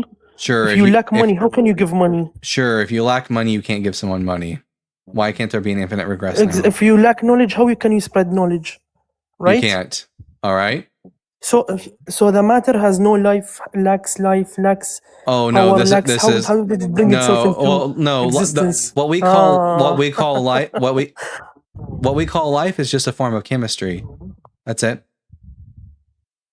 Also, this Who is brought a this life into existence? Not It's a really who. strange argument too, because no. matter is not an entity that can give anything. Yeah. There must be a necessary existence No, who has full attributes of perfection. You keep saying that, but you still haven't given me a reason to think that is the case. I just told you a logical argument which every human being atheist would believe. No, you made the claim that life can't arise from inorganic materials, but you didn't really motivate that reasoning. You just claimed it. All life is, as far as biology is concerned, is it's applied chemistry. I have no reason to think that there's anything supernatural or magical about life. It just looks like it's just chemistry at work. What do you mean chemistry? You don't know what chemistry is? No, Like I don't understand. Elements interacting with one another.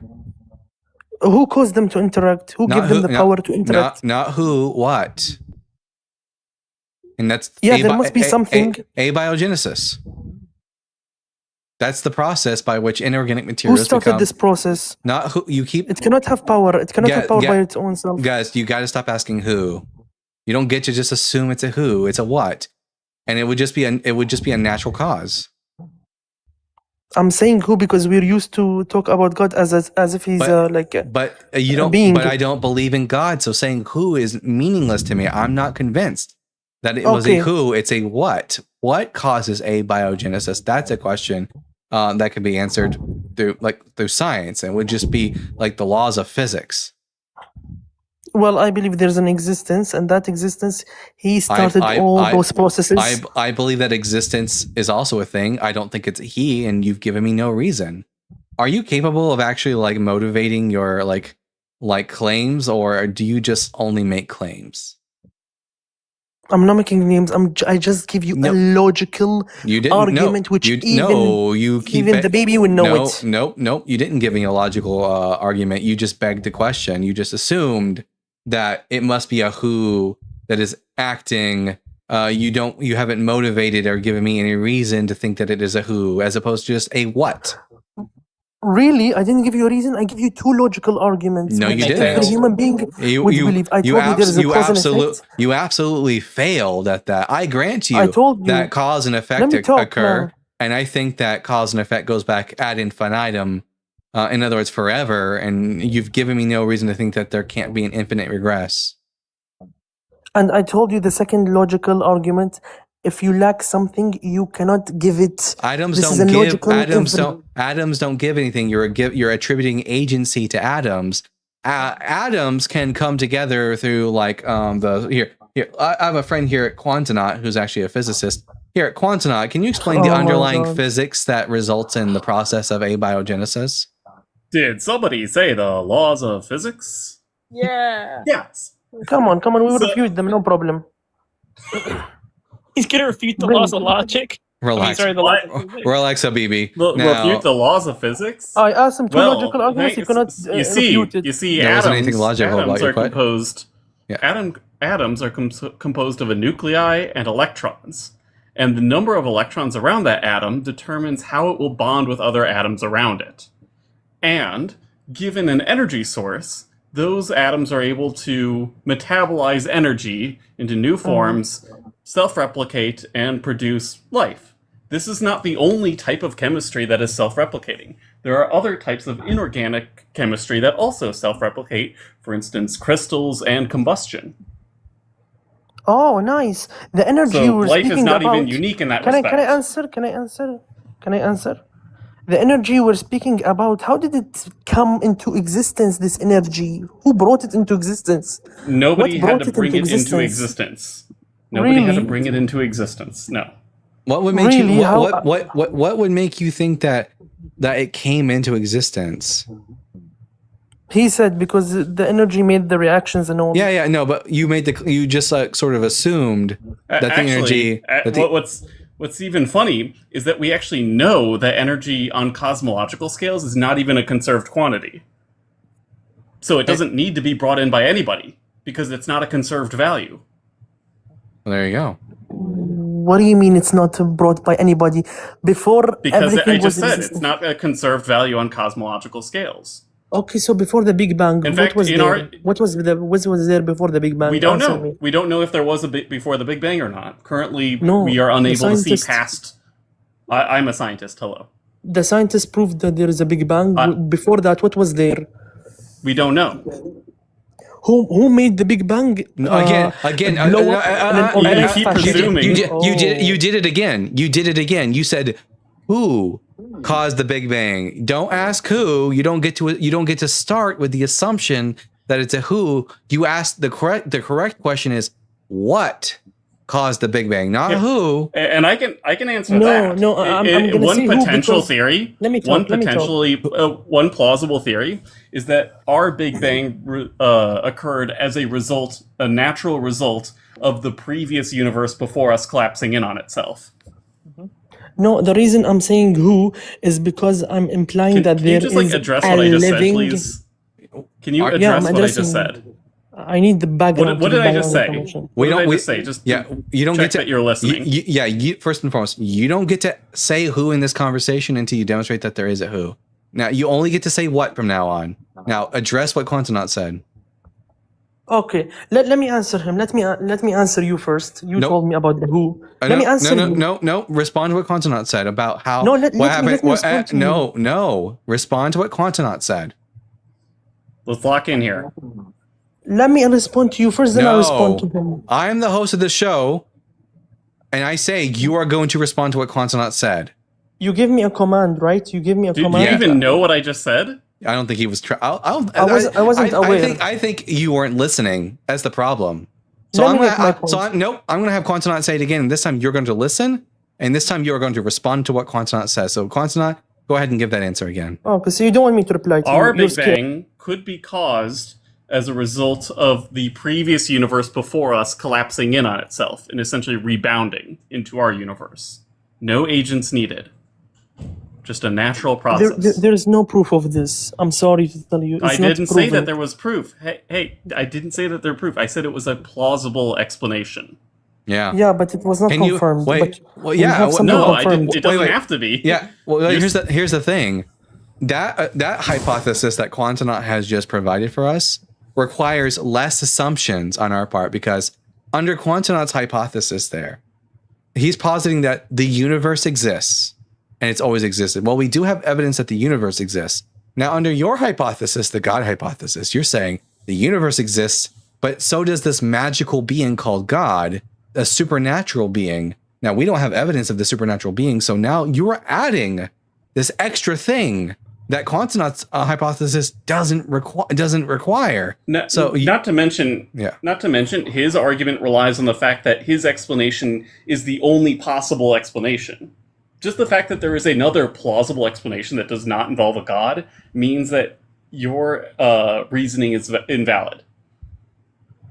What you said about All this I, plausible. all I need to show is that it's plausible that it might not be the case. Well, your plausible opinion means that the universe is still not eternal. It's still not eternal. What? You didn't make any sense. You didn't make any point. Yeah, it would be eternal in that case, in the case I Yeah. described. How Each come? universe is Are a you- result of the universe before it collapsing in on itself. Love of God, In are an you infinite cycle of big bangs and big crunches. are you not I listening? understand. Are you, I understand his argument, but well, no, what you he's don't. saying- If you understood what Quantonaut said, you wouldn't have said that thing because what Quantonaut said, he gave you a hypothesis that fits perfectly with an eternal universe, and yet you've still yet to demonstrate that your God even exists. eternal universe. Yeah, what's wrong with that? It's like talking to a wall. Yeah. What do you mean eternal universe? There is a Big Bang. They proved the Big Bang. They refuted you. The Big Bang isn't the. I don't here. I understand the problem here. It might just be one of an infinite series of Big Bangs. Yeah, you probably are under the false assumption that the Big Bang in science is teaching that it's the beginning of the universe. That's not what the Big Bang is. All that the Big Bang is saying that at least 13.8 billion years ago, the universe was very dense and they began to rapidly expand. And that's all that the Big Bang really is. It doesn't state that it came from nothing or that it's the beginning of anything. As far as you know, the universe goes through periods of expansion, contraction, expansion, contraction over and over again. And the Big Bang, as we understand it, is just one instance of those expansions. In fact, they actually that is compatible with the data. In fact, they actually did a survey about this a couple of years ago at the Copenhagen survey, where they asked a group of physicists what their opinion on the Big Bang was, whether it made a claim on the origin of the universe or not. And an overwhelming amount of them, about 68% of the physicists at this thing, agree that the Big Bang does not make a claim on the origin of the universe at all. And there was a lesser percent that said, yes, it does. And there was an even lesser percent that said that they weren't sure. So, it seems to be the overwhelming amount of physicists at this survey agree that the Big Bang has nothing to do with the beginning. Be quiet. It's a theory. It's a theory. You don't know what that word means. You don't know what that word means. It's a theory, by the way. Theory is also a theory. Oh yeah. Do you accept? Wait. You don't know what that word means. That's the problem. You don't. You're scientifically illiterate. So. Do you agree that germs cause disease and and cold and stuff like that? Yeah, obviously we see that. We see them. And you think that's been proven, right? Yeah, obviously. Do you know what we call that in science? No. It's called the germ theory of disease. Theory doesn't have the meaning in science that that when we use the word theory on a day-to-day basis, we usually mean something like, oh, it's like an educated guess, not proven yet, it's just out there. That in the science is called a hypothesis. In science, a theory is like the graduation point of an idea. Basically, by the time you get to being called a theory, it's as good as proven in science. Normally I would use the theory of gravity as evidence, as an example of this, but given flat earthers are a thing, I tend to avoid that one now. Yeah. Well, the although scientists a lot of those flat earthers also don't believe in germs, so Well, the scientists say universe is expanding. Therefore, I am a scientist. Hey, I am a scientist. I'm right here. You can talk to me. Yeah, you don't know the Big Bang Theory? Who graduated you? Dude, you didn't even. Wait, no. You didn't even. You don't get to say that to Quantonaut. You didn't even know what the Big Bang Theory was. Quantonaut is an actual physicist who works on particle colliders. He's an actual professional in the field. He knows what the Big Bang Theory is. You don't. You didn't even know what the word theory meant. You have to realize, and you are going to do a lot better job at attempting to convert people to Islam, is if you stop pretending like you understand what science says, and if you humble yourself and are willing to learn new things, because right now you're making yourself look like an ass in front of my audience repeatedly. So can you not do that? I give you two logical refutations. I've actually directly managed an experiment that recreated the state of matter present throughout the universe during the Big Bang. I gave you two logical refutations. No, you didn't. And you were too dumb to understand them because you're a stupid atheist. No. Okay, at this point, he's crashing out now. Yeah, you're crashing out now. I'm not sure. I refuted him. I established my proof on him. You didn't refute anything. Everyone. Also, did you hear what I said, or did I cut out when I explained the experiment that I did? Answer your plausible. You didn't cut out. He's just an idiot who refuses to listen to anything anyone else has to say. Well, listen here. Love of God or whatever the fuck your name is. You did a really bad job. You did a really bad job today. I suggest you learn a little something called humility, and you grow up a little. The way you said you were over 18, but the way you argue, you sound like a fucking child. So I suggest you do a little bit growing up, and you come back to us when you can act like a civil adult and have a conversation. You didn't an idiot. You You're a stubborn atheist. This is the pot Fuck calling off. the not. Yeah, there you go. Have fun with your pedophile prophet. Police be upon him. Fun fact, the state of matter that I was referring to is called quark-gluon plasma, and we are able to reproduce it by colliding heavy nuclei together. Love that. Kwanzaa, I'm going to, for right now, at least drop you down so I can keep the panel down to only one guest at a time. I'm trying to keep it low. I was going to hop down anyways. All right. If you hear something physicsy, make sure to request out. Noted. All right. All right. We're going to talk to Mahdi. Mahdi? God, I feel like tonight it's just going to be Muslims and no Christians going to be brave enough to come up. Mahdi, are you at least 18 years old? No, but I would like to like. Then no. Here, wait a minute. Love of God. I'm gonna put here. Insolent. Bad at debating. Gets owned by. Want to nuts. All right. I'm gonna bring up Nat. Nat, are you at least 18 years old?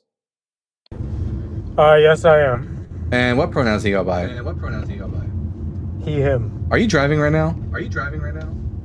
No, I'm in an Uber. Really? Have the other person say something.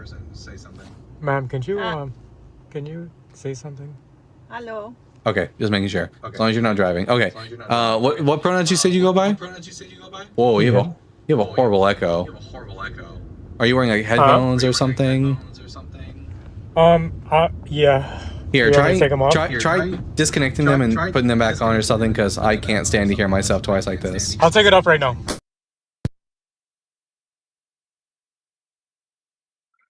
Give him a second.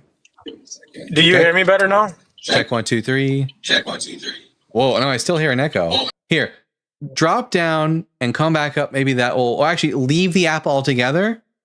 Come back in, and I'll bring you back up. Maybe that will fix the echo. Hopefully. Okay, no problem. Thank you.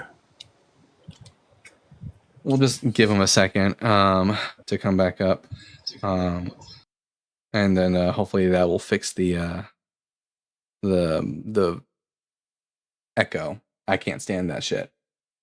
Poor Uber driver. I know it sucks for them.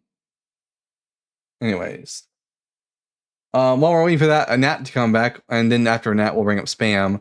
At Shashido5 with the $4.99. Dalton, so sorry about your friend. Hopefully his family or someone got to him and have him somewhere he can get help. Positive thoughts. Yeah. Yeah, hopefully. I hope so. Yeah.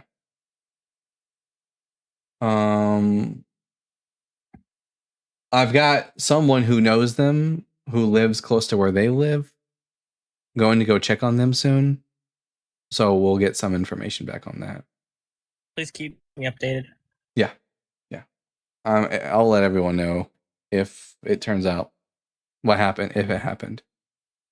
Okay, it looks like Nat's taking a second to come back, so I'm going to bring up Spam Account, which is not a very thrilling name. Spam Account, are you at least 18 years old? Yes, sir.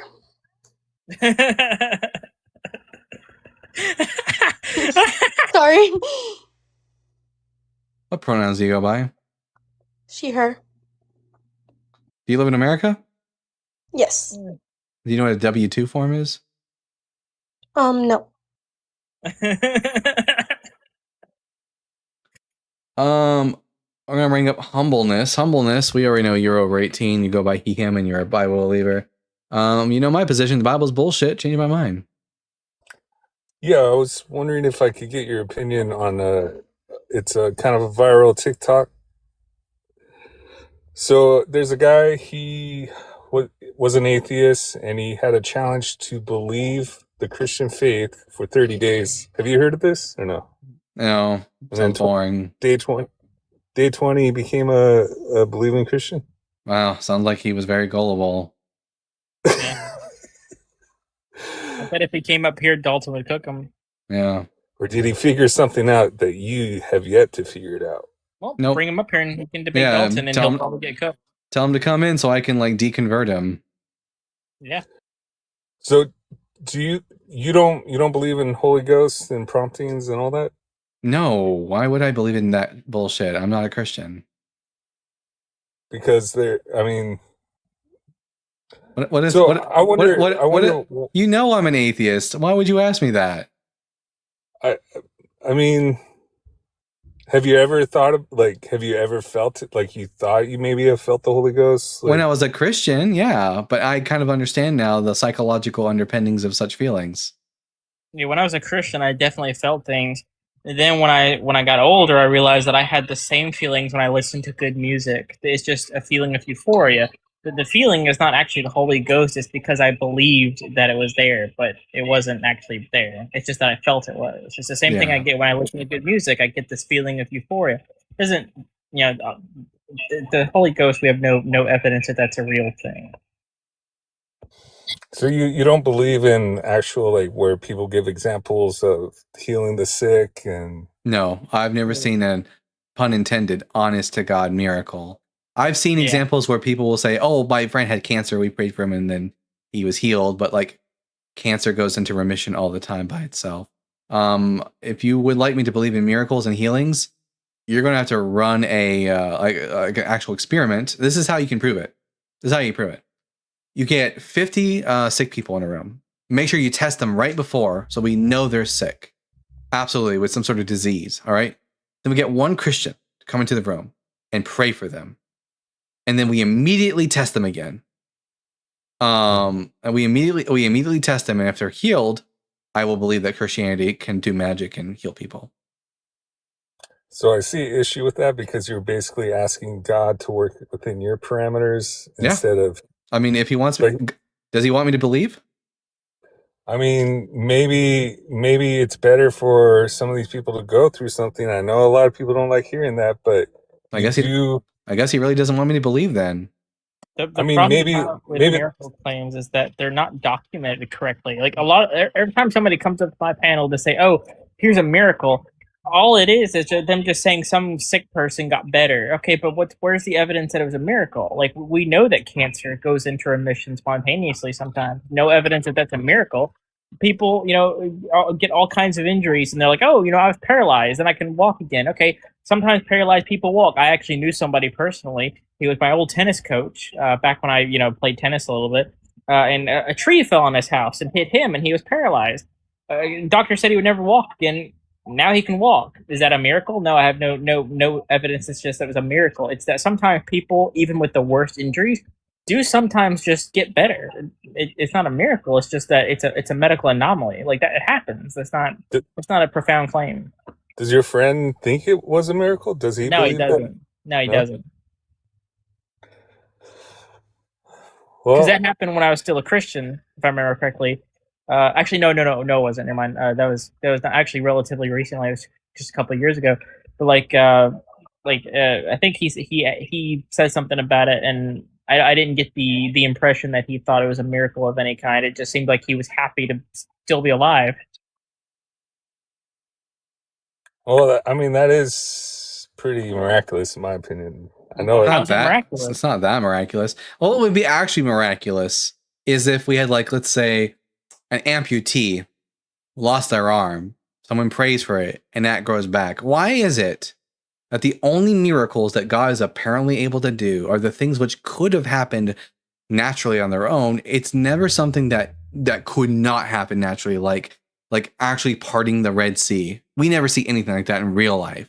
Or a brain dead person coming back to life. You might have someone who is near death comes back to life, but never a brain dead person. Or like I said, an amputated individual growing their arms back. Nothing like this ever happens. It's only ever something that could have happened naturally. That's always the thing. It's like all the thing, Dalton's 100% right. It's always the injuries that people can just get better from are the ones they claim are miracles. But nobody ever grows their limbs back, right? If miracles really happen, if God actually could heal people, why are people not growing their arms and legs back when they really need them, right? Like all of the supposed miracles are things that just happen sometimes. Like how do you link that to being a miracle? You can't. What I believe is God needs faith. Like God needs faith for this whole plan of salvation to work. God needs things. No, I thought God was perfect. Need implies necessity. That God desires something and requires something that he does not have, which would imply non-perfection. A perfect God cannot need anything. He can't want anything. He needs us to keep the commandments, believe in his son for us to return to him. What will happen to him if we don't? What will happen to him? Yeah, when you say I need water, or else I will die. Okay, it's because I'm not all powerful, right? If you're implying that God needs us to do something, it implies that he needs us to do it because it's like some sort of like he requires it for some reason, or else he will be like in trouble. What's going on here? He's a God of order, so he needs. He can't just grant anyone into heaven. Like yes, he can. Basically, like bet yourself. Yes, he can. I believe he's God because he follows certain universal principles. You saying God can't allow anyone? What about the thief on the cross? That was spirit prison. He wasn't no. He said, "Today you will be with me in paradise." Okay, so there's spirit prison and spirit paradise, and that's a waiting place before. Where is that in the Bible? Where does it say spirit paradise?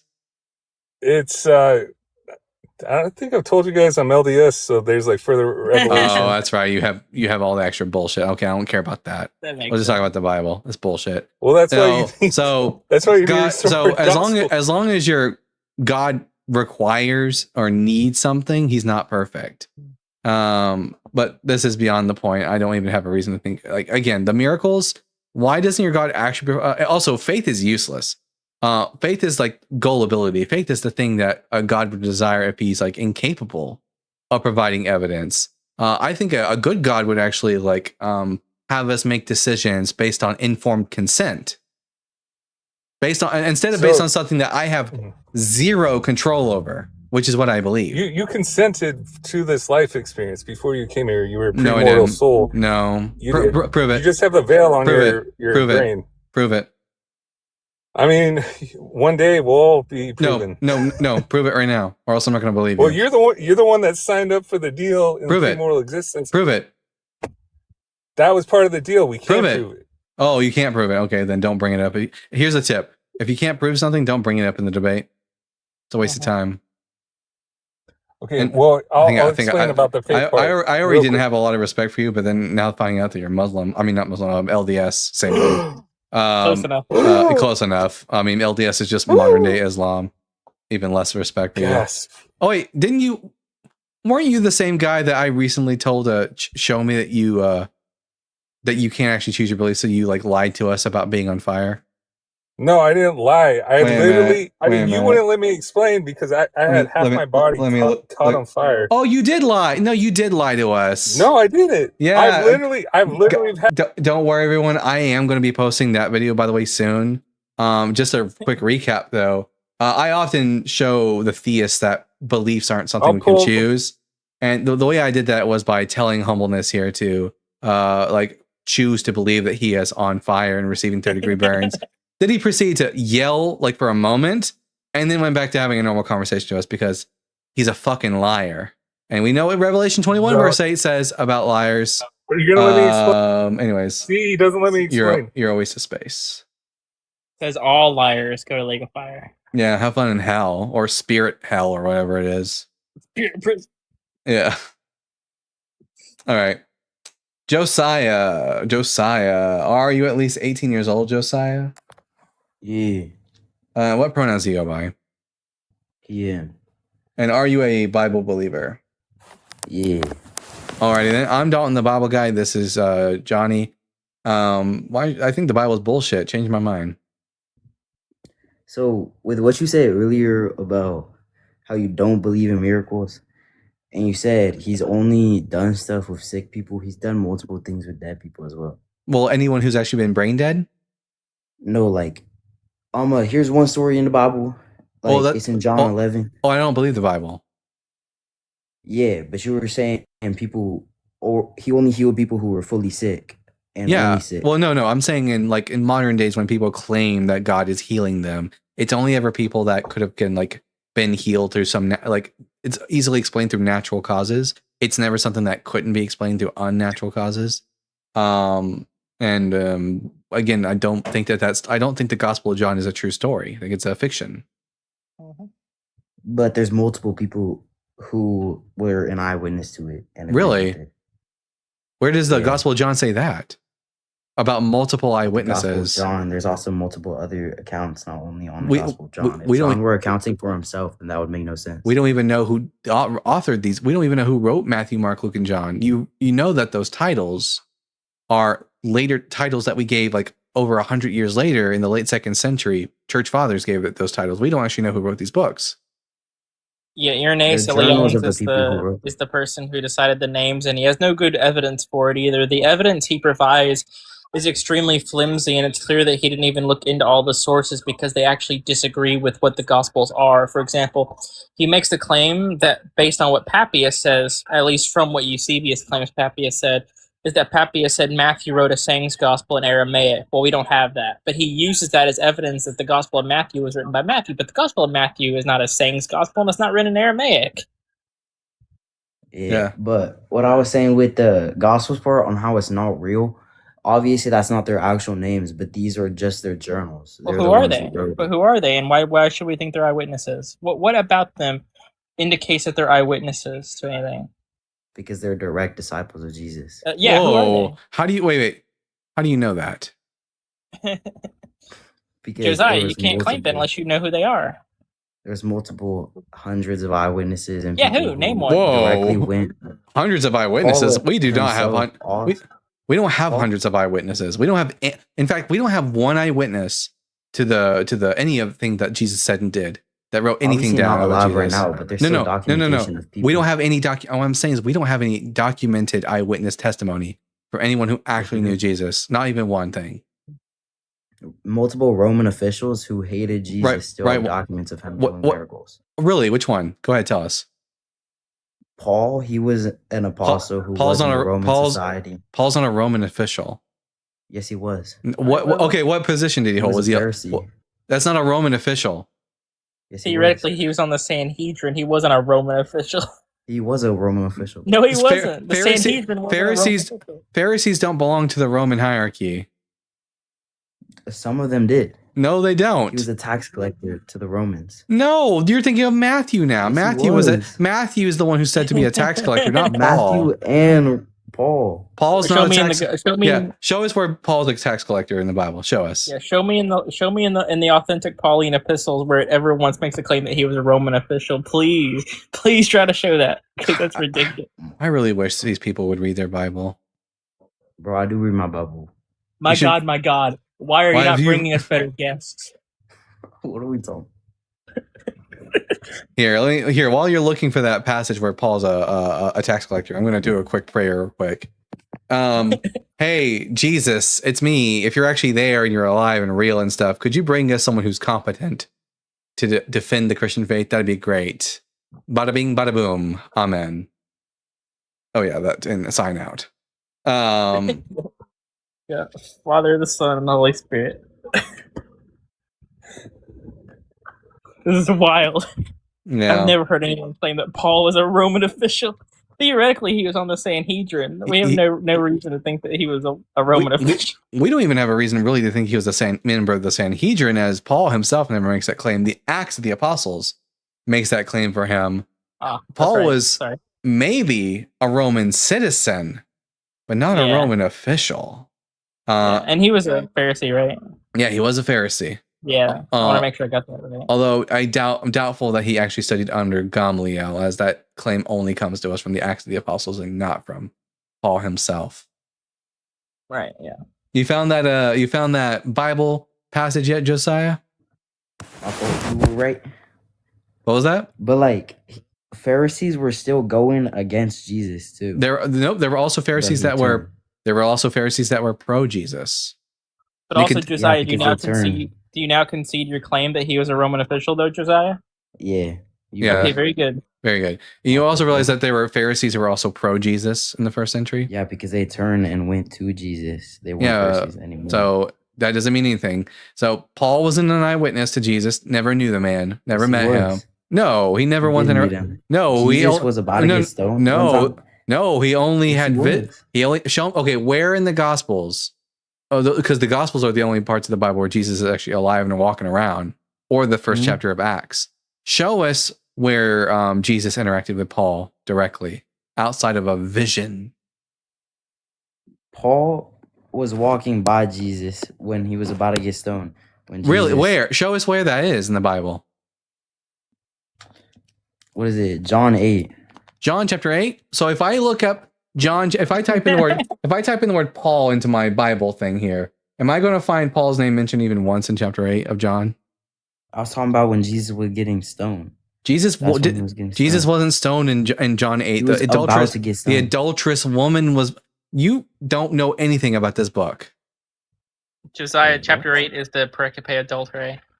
Or the woman that was going to get stoned. That's in John chapter 8. John chapter 8 has nothing to do with Jesus being stoned. No, they Josiah. stop and turn to her. And Paul's not mentioned in that passage. Yeah. I never said he was. Yes, you did. You literally No, I did. said for the part where Jesus was about to get stoned. Well, you said Paul. Paul was walking by Jesus when he was about to get stoned. Do I need to roll the tape back? And then you said John chapter 8. Yeah, I'm gonna roll the tape back. This is embarrassing, Josiah. Let me see. That's funny. Official, please try to show that. My God, my God. Real quick and stuff. Bada bing. Official. Theoretically, he was on the I same. think he was the member of the Sanhedrin as Paul right. was. I got that. You found right. Okay. What was that? Hold on. But like following me, Pharisees were still going against Jesus too. But also, Josiah, you now concede. Very good. You also realize they never knew the man. No, he never once No, Jesus was about to get stoned. No, he only had thing. So Paul wasn't an eyewitness to Jesus. Never knew the man. Never met him. No, he never once No, Jesus was about to get stoned. No, he only had he only shown. Okay, where in the Gospels? Oh, because the Gospels are the only parts of the Bible where Jesus is actually alive and walking around, or the 1st chapter of Acts. Show us where Jesus interacted with Paul directly outside of a vision. Paul was walking by Jesus when he was about to get stoned. Wait. Really? Where? Damn! Look at that. Absolutely fucking decimated. And then you said John chapter 8. It's not John chapter 8. So maybe you need to read this Bible a little bit more. Josiah, can you be honest with us? How much of the Bible have you actually read? Be honest with us. Don't lie. Lying is a lake of fire worthy sin. Revelation 21 verse 8. Be honest with us, Josiah. Tell us how much of this Bible have you actually read? We won't be mad. Just tell us the truth. Josiah.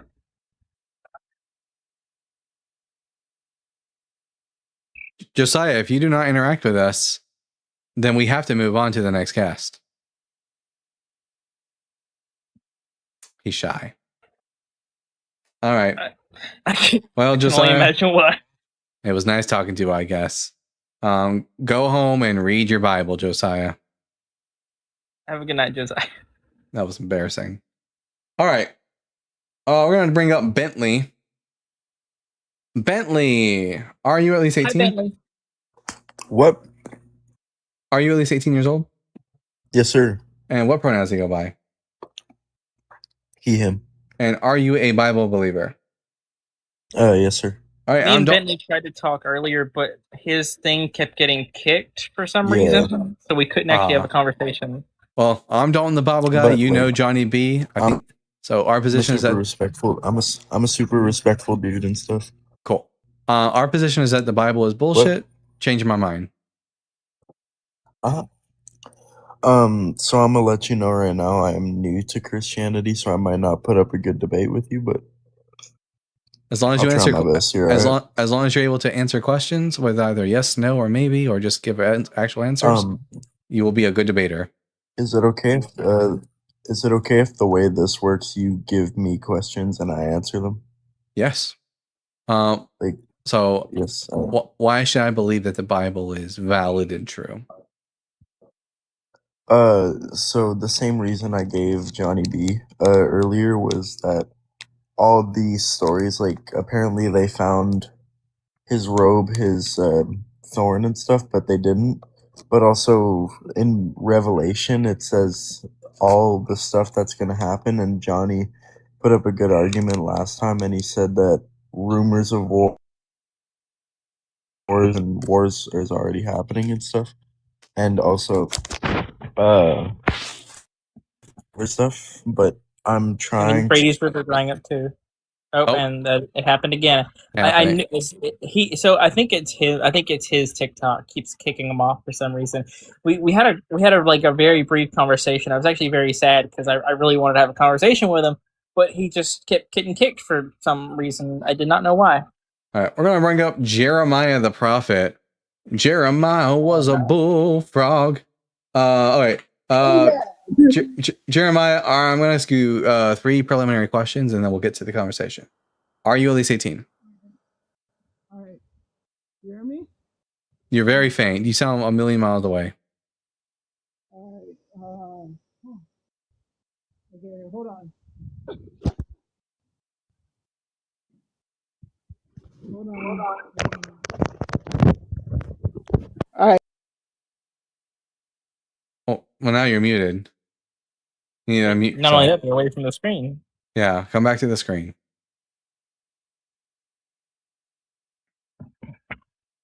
I'm already a little thinking this is not over. Am I off? There we go. Much better. All right. Jeremiah, are you at least 18 years old? I'm 26. And what pronouns do you go by? I go by he, him. And are you a Bible believer? Yes, I am. All right, I'm Dalton the Bible guy. I think the Bible is bullshit. Changed my mind. Okay. Well, let me see. If you don't believe in God, I mean, that's your choice. No, it's not. Don't you? No. It is. Beliefs aren't choices. We don't get to choose what we believe. We are either convinced that something is true, in which case we will believe, or we are not convinced, in which case we won't believe. Okay, so, why did you distance yourself? I didn't. You're choosing not to. Not choosing, or I would say free will. What are you wanting to know? What made me unconvinced? Yeah. Okay. Yeah, you can say that. I read this book, and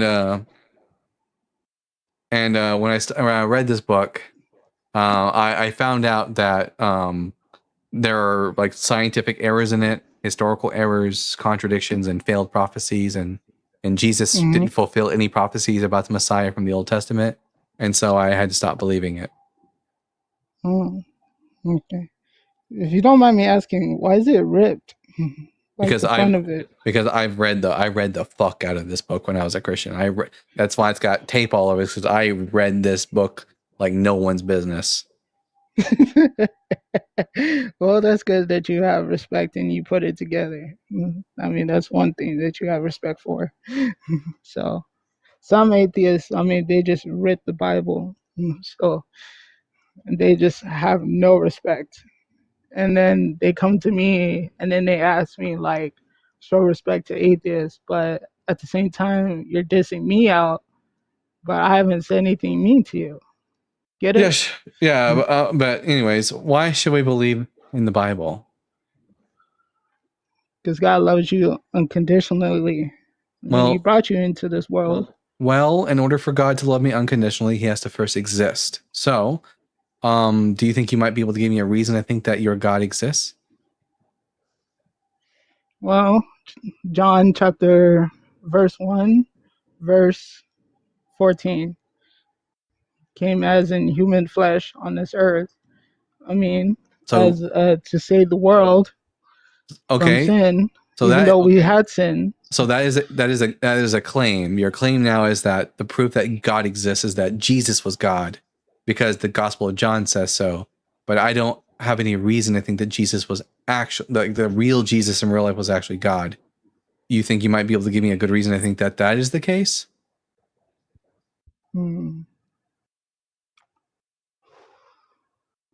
It's hard because I mean, a lot of us. I mean, hold on, let me think about this because I don't want to say the wrong word, and then I have to. I do this a lot to people because I don't want to say the wrong thing and it lashes out on the other person. And man, it's really hard. It's really hard, especially as an atheist and as a Christian. We don't understand God a lot. As we are little human-minded people, we only know so much little about God. Well, but we will never understand God. That's a nice way of getting out of the conversation about God. But Yeah. I don't think God's all that complicated. I think because we as humans, as far as I can tell, invented the idea of gods, then gods are pretty well understood. hmm I get you. It's just so hard to understand it. Even when But it's not. Jesus. Exactly. That's the thing, because it's like even God. I mean, when he had 12 disciples, it's so hard to understand God. But it's What? That I mean, he what I mean, he what's came hard, here. what's hard to understand? That he came here to die for all of us. He came to die for our sins. I don't to exist. Well, I don't accept the premise that Jesus is God. I don't believe Jesus is God. I think Jesus was just a man. And I don't think he died for our sins. I think he died because he broke the law and the Romans executed him. You keep assuming the validity and truth value of the Bible, but that's the thing in question.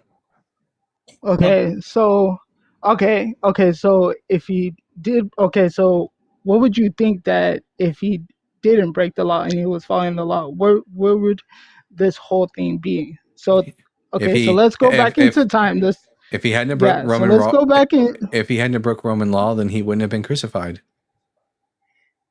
Okay, so where do you think the story would change from? What would the whole Bible be from your whole point of view? I don't know. If he didn't broke the law, if he I don't know. I don't have access to that alternate universe. At any point in this conversation, Jeremiah, are we going to get to an argument for God's existence? No, I just think that if you don't believe him, I mean, he's not going to force come you. on. You were talking so much game in the comment section to come up and not put up much of a fight. It's like it's not my choice. I can't force you. I'm not asking you to force me. I'm asking you to give me evidence for the claim that God exists. That's not the same thing as forcing somebody. You would have to know him and actually spend time. I would have to first believe that God exists in order to have evidence that God exists. That sounds a bit circular. It sounds like a reason to not think it exists. If the only way you can believe in it is by already believing in it. I have.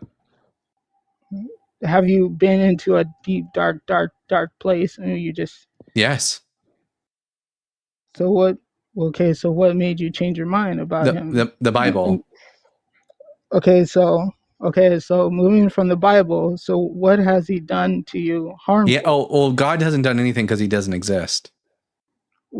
No, I'm asking what has he done to you harmful for you to he hasn't done separate yourself? Jeremiah, God hasn't done anything because in order to do things, you have to first exist. You do realize that as an atheist, that question doesn't make any sense to me because, again, the only way God can do things to me is if he exists, and I'm not convinced that he exists.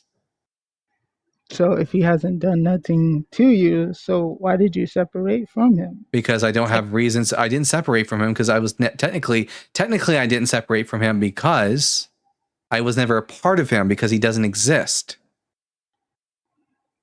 Okay, so you made a claim saying that you don't want him in your life anymore. Nope, it's not a matter of want. It's a matter of the fact that I'm not convinced that the claim that God exists is true. And if I'm not convinced of that claim, I can't believe. It has nothing to do with wants or desires or choice. It is the natural result of having information brought to me. So you have your own freedom of choice. Exactly. No. Again, Jeremiah, my belief in God. I can run the tape. I mean, you just Jeremiah. I said, and this is the third time I've said this in this conversation. My lack of belief in God was not a choice, because we do not choose what we believe. Okay, so who forced you? No one. It's not the only. It's not either you don't. It's not either someone forced you or you don't have choice. No, belief isn't like something you do. It's something that happens to you. Belief is what happens to you when you become convinced. And the way you become convinced is someone brings forward an argument, they bring forward evidence, and then that evidence, for whatever reason, is going to be convincing to you, and therefore you will now hold that proposition to be true. So it's not that someone forces you, but neither is it a choice. It's just that someone can provide evidence, and that evidence may or may not be convincing to you. And if it is convincing, you will believe. I still don't get it. I still don't get it because it's like, do you think that you can choose what you believe?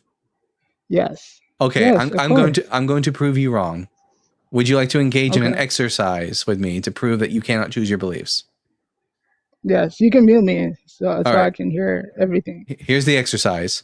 I want you to choose right now to believe that you are on fire and you have received 3rd-degree burns. Okay.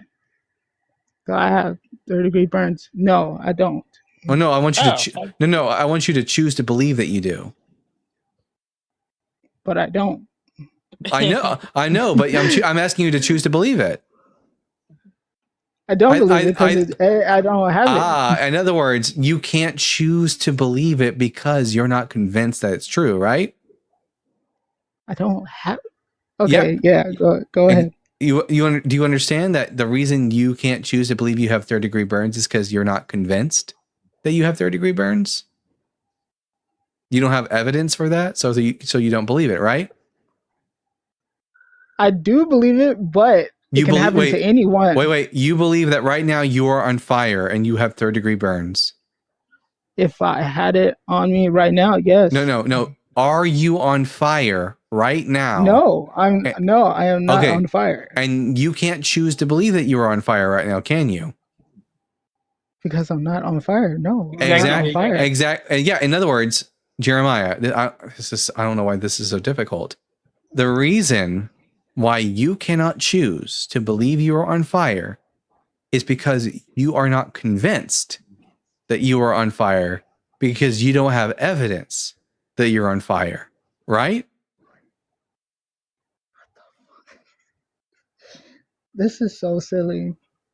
But go ahead, continue. What's silly about it? Because it's like, so you want to like brainwash somebody to think that I'm you not are on asking for fire. who's asking to be brainwashed. I'm anti-brainwashing. I'm just demonstrating to you, and you don't seem to be tracking the conversation for whatever reason, that beliefs are not choices. You cannot choose what you believe, and you just demonstrated to us. And for whatever reason, you can't even understand it, but the audience understands it, that you cannot choose beliefs. Yeah, Jeremiah, he's running a So- very simple logical exercise here to demonstrate that you can't choose what you believe. He asked you, can you choose to believe right now that you are on fire? And it's very clear from the fact that you're A, not screaming, and B, you're not rolling around on the floor acting like you're really hurt. It seems like you can't choose what you believe. Belief is a state of being convinced, and that comes through evidence. But you're obviously not convinced that you're on fire or getting 3rd-degree burns. So it's kind of like you just can't choose what you believe. That's what he just demonstrated, Jeremiah. Through your inability to act like you're on fire, is that he demonstrated to you that you cannot choose to believe that you're on fire. Okay, so the same way as somebody has to, okay, so say for instance you're a boy, right? So someone else has to convince you that Johnny's you're a girl. No, right? Johnny's not a boy. Johnny's a man. There's a difference. Boys are underage children. Okay, fine. Okay, fine. Let me okay, scratch that. Okay, let me erase that. Okay, so you would need someone to convince you, even though you're a man, you would need someone to convince you that you're a woman, right? Yeah. What evidence would they? Johnny would What have evidence to. would they? But you're not a woman. You know. Well, that's besides the point. What one believes is independent on what is in reality. Okay, like I'm convinced that you believe God exists. That doesn't mean God exists. I don't believe God exists. That doesn't mean that God doesn't exist. We're only talking about what it takes for someone to engage in the act of belief. And what's required to engage in the act of belief is being convinced that a claim is true. And therefore, you cannot choose what you believe. So what you're telling me is that you're looking for something like concrete facts. You want to see God in person, right? Well, I don't need to see God in person. I just need something, an argument that raises the likelihood that the claim that God exists is true. Then I will believe. So what do you want to make it true? I don't to make it like anything that raises the likelihood. likelihood With your own eyes. To see it with your own eyes. Anything that raises the likelihood. Okay, so what do you want? Deeply. Like, what do you want deeply? I want to here. What I want is to believe true things. Okay. Through evidence. Do you have evidence for God? I believe that. I mean, God made Lucifer, and then That's not even in the book. That's a claim. That's not evidence. How's it- Do you It know the is. difference? I mean, God made Lucifer. No. If you No, he told me, didn't. if I told you I have an invisible dragon in my garage, and you said, "What's the evidence?" and I tell you, "Well, he's in my garage." Is that evidence, or did I just make another claim? You just made that up. Yeah. And when you said to me, I said, "What is the evidence for God?" and you just said, "Well, God made Lucifer." Fun fact: I don't think Lucifer exists either. Not even in the So, book. Lucifer okay. seems to be like a weird translation thing they did in Isaiah 13 to refer to the king of Babylon. 14. The word that's 14. Sorry, you're right. 14 in Isaiah 14. In the Hebrew, it uses the word Hallel for morning star or shining one, and it's a reference to Venus, and it's just a title for the king of Babylon. But if you go to the Latin text, they use the word Lucifer, which means light bearer, light bringer. And when they translated it into the King James, they just kept the word as Lucifer, and it created like this new theology that Lucifer was the devil. But that's not actually in the text if you read it. It's very clearly referring to the king of Babylon. It tells you that verbatim that this is a taunt to take up against the king of Babylon. Mhm. Good. Yeah, there isn't even I a like Lucifer that. in the Bible. It's not where.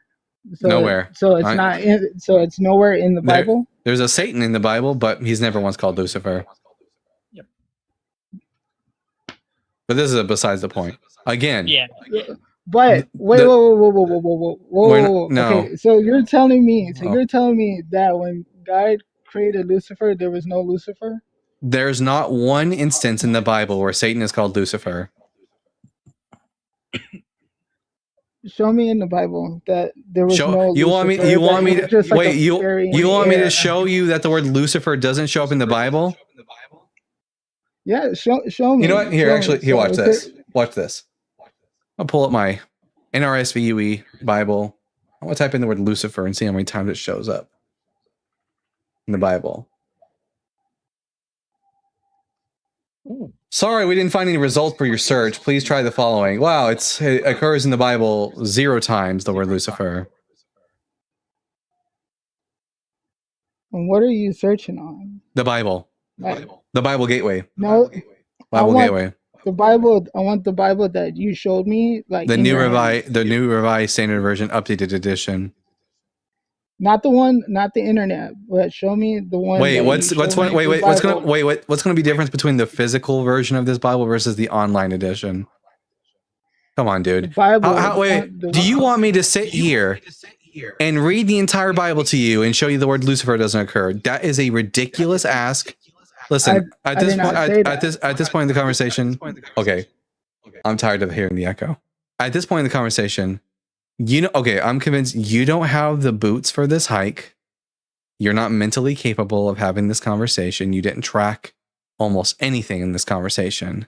And now you're asking me to prove that something doesn't exist, which is a ridiculous ask as well, that you cannot prove a negative.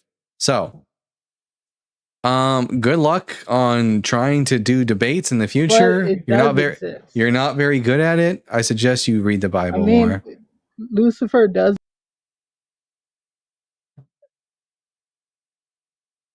Man, I think my biggest problem is I expect too much from these people. Yeah, but you know, it is what it is. At Not the Bible Jason with the $5. The almighty creator of the cosmos solves everything with blood, is very concerned with dick skins, and is slightly scared of yeast, seems right. Yeah, I've always had my impersonal thank you very much. My in-head canon is that foreskins are to God what garlic is to vampires. So if you really want to make sure, atheists, that God doesn't show up at your house, make sure you hang up plenty of foreskins on your doorposts. Also, lamb's blood is also a good way of deterring the Almighty, apparently. So there's that as well. At Ice Cream Assassin 3006 with the $5. Topic idea: Abrahamic religion is fan fiction, pointing out all of the concepts that are just recycled from older texts and stories. It's not a bad idea. I need to get something to drink. Talk to the audience a little bit. My throat is kind of sore. All right, everyone, make sure you subscribe to Dalton, and make sure you like the live and share and gift Dalton stuff. Yeah. Let's me talking to the audience. Yeah, it's thank you all for supporting Dalton. It means a lot, you know. But yeah, that guest, I don't think he had actually read the book. The last guest. Yeah, make sure you're tapping that screen like Jonathan wanted to tap David, and not this Jonathan though. Yeah, thank you for the roses, Glitter. It's been a hell of a night. Yeah, it has been a hell of a night, Skeptic. You're right. It has been. Mm-hmm. Sorry, it takes me a second to get into the dialogue, just a little bit. But yeah, he was going off in the comments. Who was going off in the comments? I didn't see anybody. Who was it? I guess somebody was going off in the comments. I don't know who it was. Welcome back. Oh, it was Jeremiah. Jeremiah was like chirping in the comments forever about how much he wanted to come up and debate. Only to come up and do that. You know, it's like, it's like, God, like, what a waste. All right, we got another guest here on Discord. Let's see who we got here. Hello, guest. Are you at least 18 years old? Are you at least 18 years old? Yes. And what pronouns do you go by? He, him. And are you a Christian? Oh no. I left a message in the chat, right? So that I'm an atheist, and I was asking for 2 minutes of your time to talk about the ancient Indian atheists who survived until the Arab invasion of India. Well, we're not really taking friendlies right now. We're only taking opposition. But you are welcome to call back in later when we do office hours to ask your questions. Sure. Hey, when do you do office hours? By the way, I have been trying to find.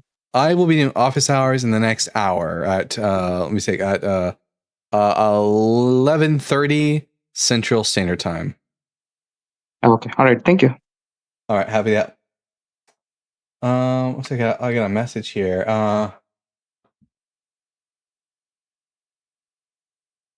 One second. This is an important message about the thing I was telling you guys about. Right.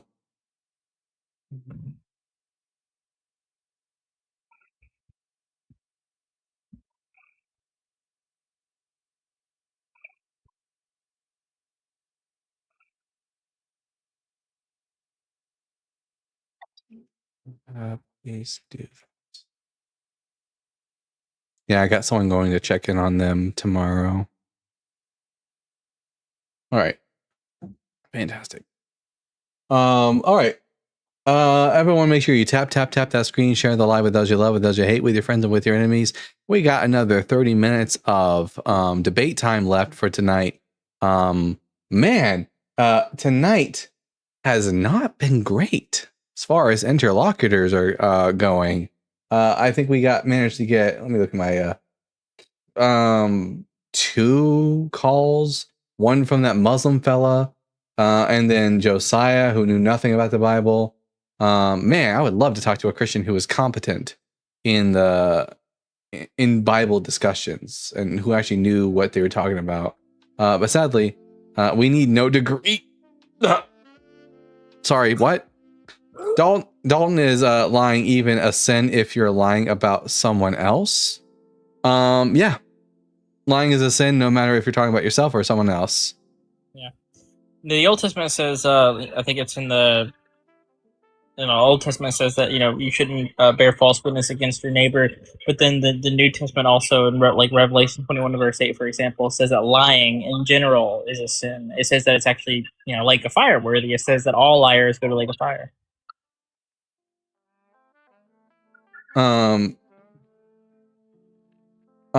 Yeah. 1 second. YouTube Punk, I just messaged you back over on Discord. Does God ever lie in the Bible? Yes, he does. The first time God ever lies in the Bible is in Genesis chapter 2, verse 17.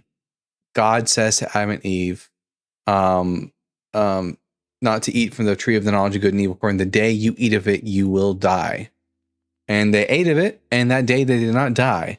Now, Christians try to get around this by going, oh no, he meant spiritual death. Well, he didn't say that. He just said die.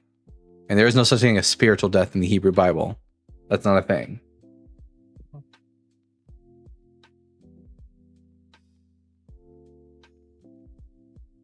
All right. Someone named Richard, saying that someone named Richard should call in. Richard, if you're opposition and you've been a Christian who's been chirping in the YouTube comment section, call on in at tinyurl.com/BG show Discord, and we can have a conversation. Yeah. How do Jewish people explain it? That's a good question. I'm not quite sure what the apologetic of a Jewish person would be in this instance, because, well, there were questions. How would a conservative Jewish person answer this? I guess we could consult with Rashi's commentary.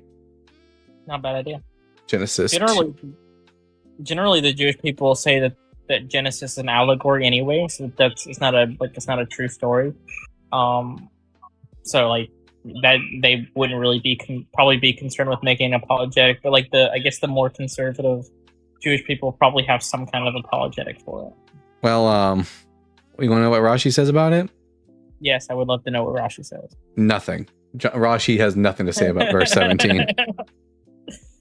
Damn it, Dalton, you teased me and then you didn't deliver. Titillating and then take it away.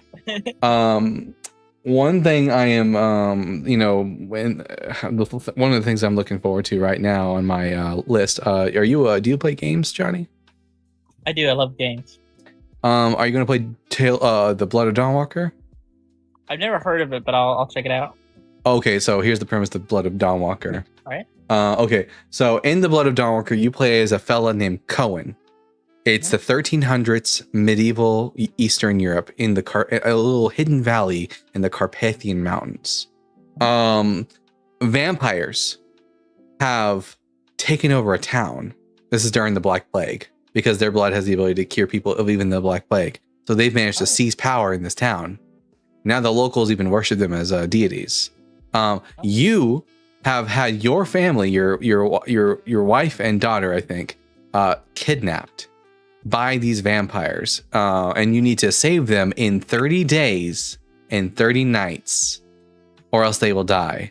And here's the thing: during the day, you're a normal human being, and at night, you're a vampire. You're the Dawnwalker. Really cool. I gotta get it. It sounds like a fun game. I gotta get it. It's coming out in 12 days. Oh yes. Oh yeah. I remember you telling me that you had a timer on your phone for one of the games. Yeah. I have a timer on my phone for all the games that I'm looking forward to. So I have a timer. It tells me when each of these games are coming out. So 12 days to the Blood of Dawnwalker, 24 days until the Wolverine game on PlayStation comes out. Ooh. 89 days until Grand Theft Auto 6. 178 days till God of War Laufey. And then 185 days until the new Fable game comes out. That game sounds so rad. Choices and fight progress in the in-game timer. Yeah. Also, there's I love games where there are multiple endings. You guys see the GTA leaks? No, I am avoiding I avoid leaks. I've seen a few, but I'm not impressed yet. Yeah, I do not want to see it until I buy it and play it myself. Yeah. I guess since we're not getting any opposition calling in, I guess I'll open it up to office hours. So 1 second, let me just change the thing over here. There we go. Boom. Office hours. Office hours. Hey Jake, how you doing, bud? I'm doing good. How are you? I've been better, but yeah, I DM'd you. I was checking to see what's going on, but we can talk about that later. Yeah. But what was I gonna say? Super excited for all these games coming out. Right now, the game I'm playing to pass the time for the next 12 days is Starfield. I'm playing Starfield right now. Nice. Doing a new playthrough? Started fresh, and I'm currently level 64. Nice. So do you know much of the story behind the GTA 6 leaks? Like why this is happening? So there's some sort of cyber hacker who's mad about money stuff, and yet he's also having people pay to see these leaks, which is kind of crazy. He also is selling coins, digital coins or something like that. I don't know.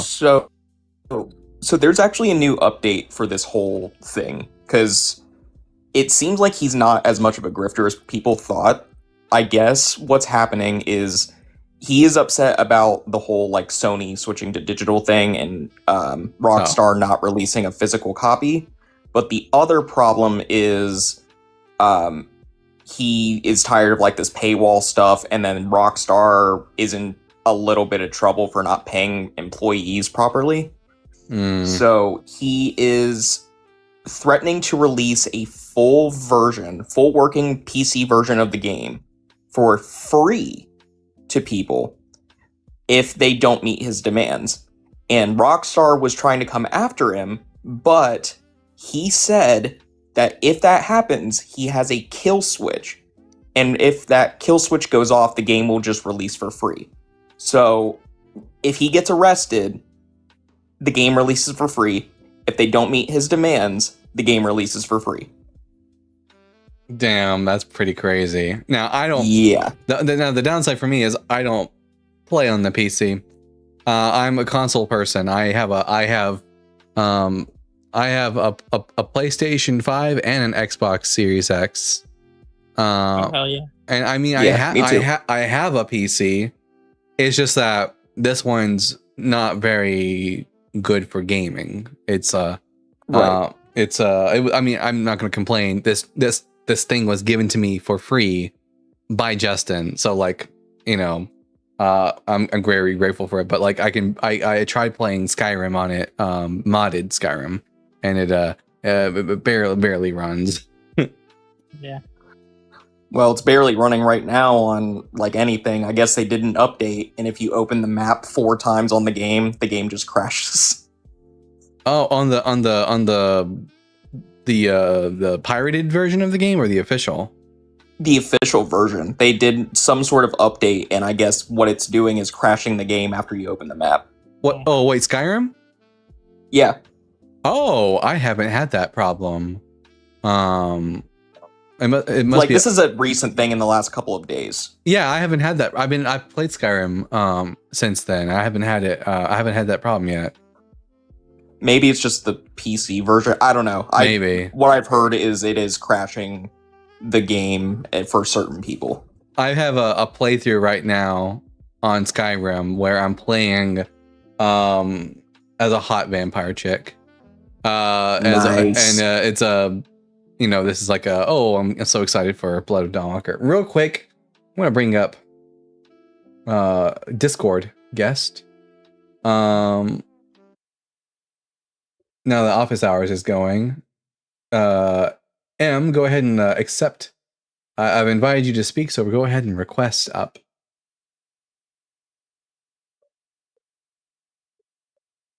They're just sitting in the audience. Hello, M. You're the atheist dude. There you go. Hello, M. Welcome back. I decided to start office hours a little bit early, so you Hey, can you hear me? Yeah, you wanted to tell me about the an atheist in India from a long time ago? Yes. Yeah. So about 2,500 years ago or so, during the time when the Hinduism was being formed, right? So at that time, all of them were atheists. There were no gods at the time. So, but still, there were two classes of philosophies. One was the people who were actively composing the scriptures, which is called the Vedas. And there were others on the other side. There were people who didn't believe the Vedas.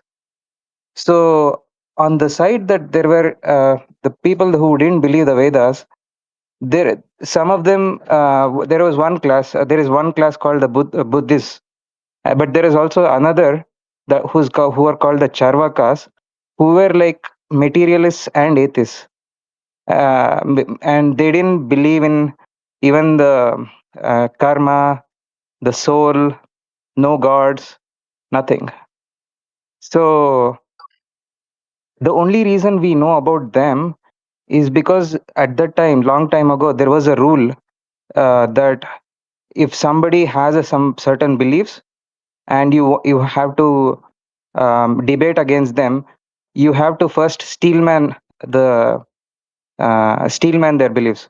So you have to meet at a certain place, challenge these atheists, and first steelman their atheist beliefs. That is, you have to tell the atheist beliefs as they agree, and then write it down, and then you have to then debunk their beliefs, and then propose your new beliefs. So during those beliefs, the theists versus the atheists, once the debate was done, they would each write down what happened on the debate in the papers, or the documents at that time. But even the atheists also would do the same thing. But the thing is, there was no like proper paper and pen that, or like computers or something like that would last for generations, right?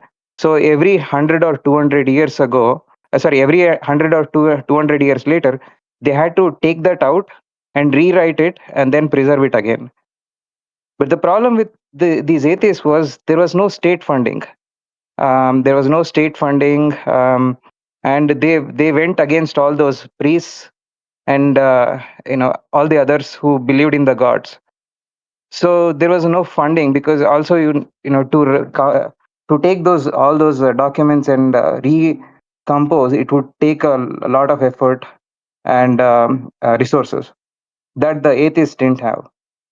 Whereas the theists would write about debating these atheists, and every 100 or 200 years ago rewrite it, and then again kept on rewriting until this happened, until the 12th century.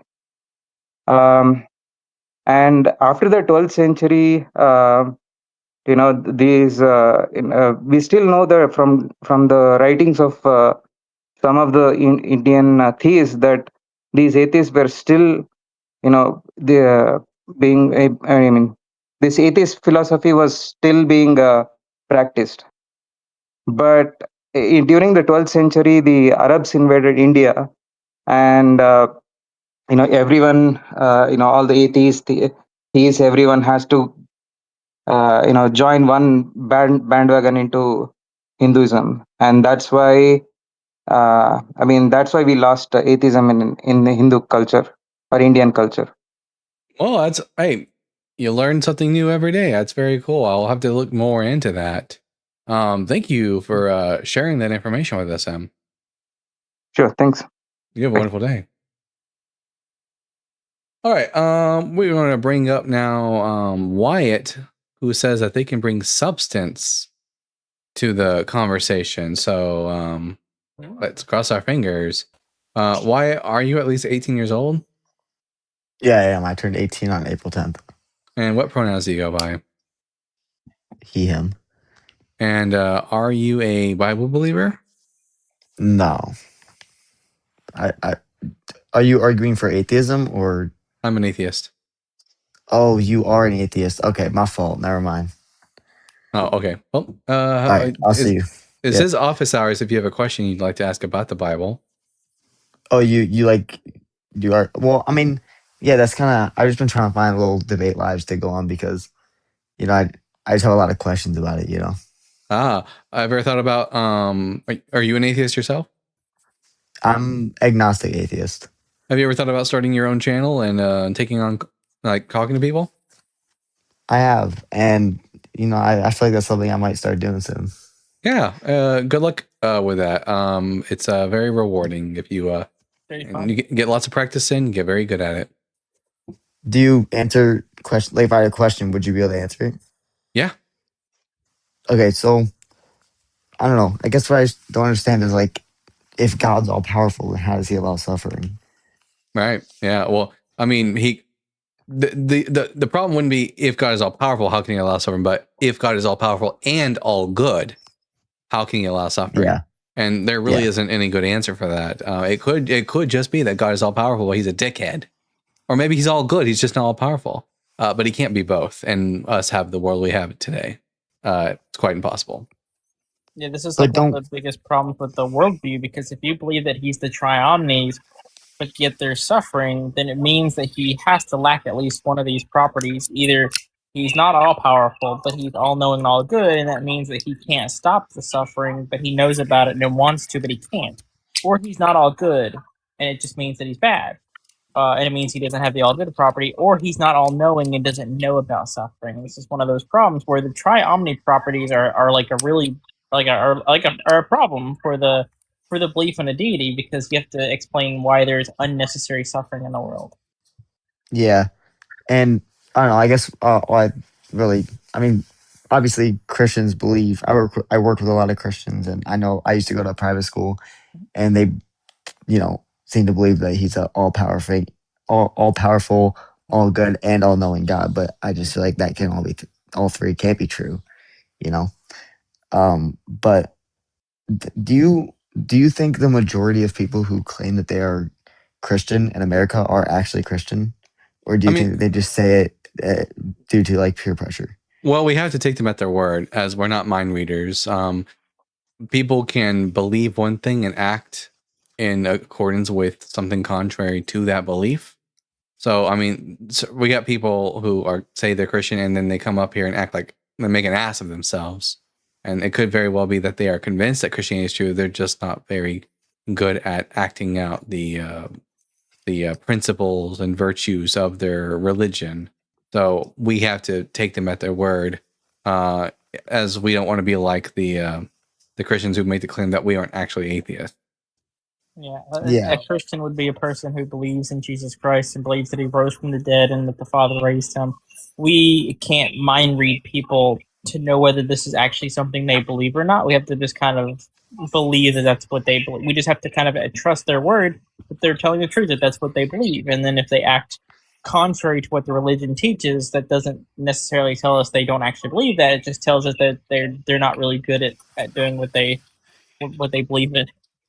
Well, if you truly believe that, you live on Earth for this short amount of times, on average, 74, 76 years.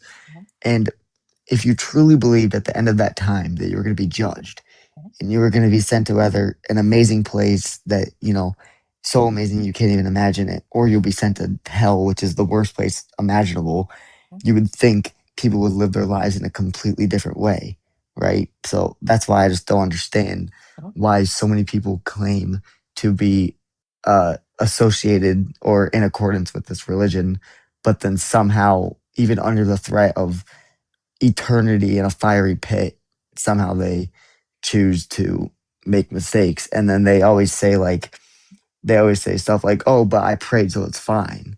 Yeah. But I just feel like that's a bit of an out, It is, yeah, it's a cop out, but that's the way they justify it is, oh, if I pray and I repent, then I'm forgiven. It's just a cop out for them behaving in a way that's not it's contrary to how the book says they should act. Because if we read Colossians 3, for example, it says that Christians need to clothe themselves with kindness, humility, meekness, patience, and compassion. And when they don't do that, their justification for it is, well, I'll repent and I'll go to heaven still because I'll repent, right? And it's a cop out. Yeah. And it's the same thing. Like when you have questions about like, I feel like there's a lot of cop outs in the religion. Like you have questions about like, the all knowing, all powerful, all that stuff, but still allow suffering. You have questions about that kind of stuff, and then they just say like, they say stuff like, "Oh, well, we don't know it, but we trust that God does." Like that's not an answer. Uh-huh. So I guess that's my big part. I used to be religious. I used to go to church every day, or not every day, every week, and I just kind of disagree with it, mainly due to the fact that like I just don't agree with the dogma, and I don't like the people who are in accordance to the religion. I don't like how they treat other people, how they treat other religions. So I don't know. It does seem to be the case that Christianity as a religion seems to deteriorate the morals and mental faculties of individuals, which is a very sad thing. But hey, Wyatt, thank you for calling up, and good luck on your venture. Thank you. Have a good day.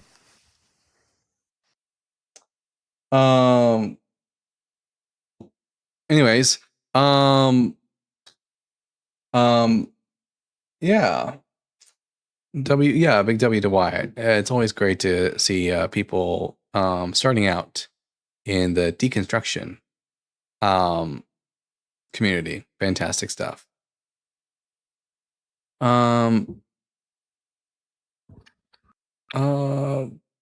Okay, anyways. So I doesn't look like we're getting any more opposition calling in. So this might just be the end of our show today. I want to thank all the mods for all their hard work. I want to thank, I was going to say thank the callers, but most of them were quite shit. Thank you to all my good friends here on the chat who are helping me distract myself from the things that are going on behind the scenes. I will give you all an update on this thing that has happened and whether or not it's been confirmed or not. Because if it has, then I might take I might take a couple days off if it turns out to be true. And with that, I've been the Bible guy. Remember to keep reading, keep learning, and we will see you all again tomorrow on Sunday. Sunday evening. All right. Bye, everyone. Bye, Dalton. I'll see you later. You have a good night. You too.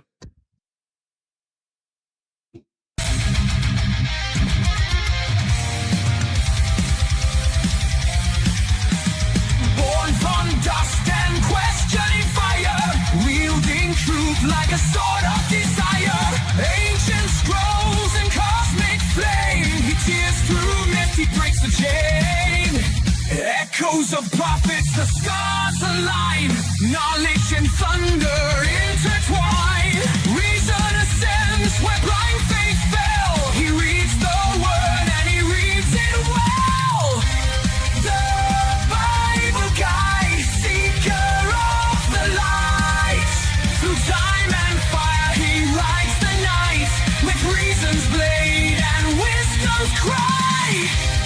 The world shall hear the Bible guide. Scrolls of ages, words aflame. He dares to question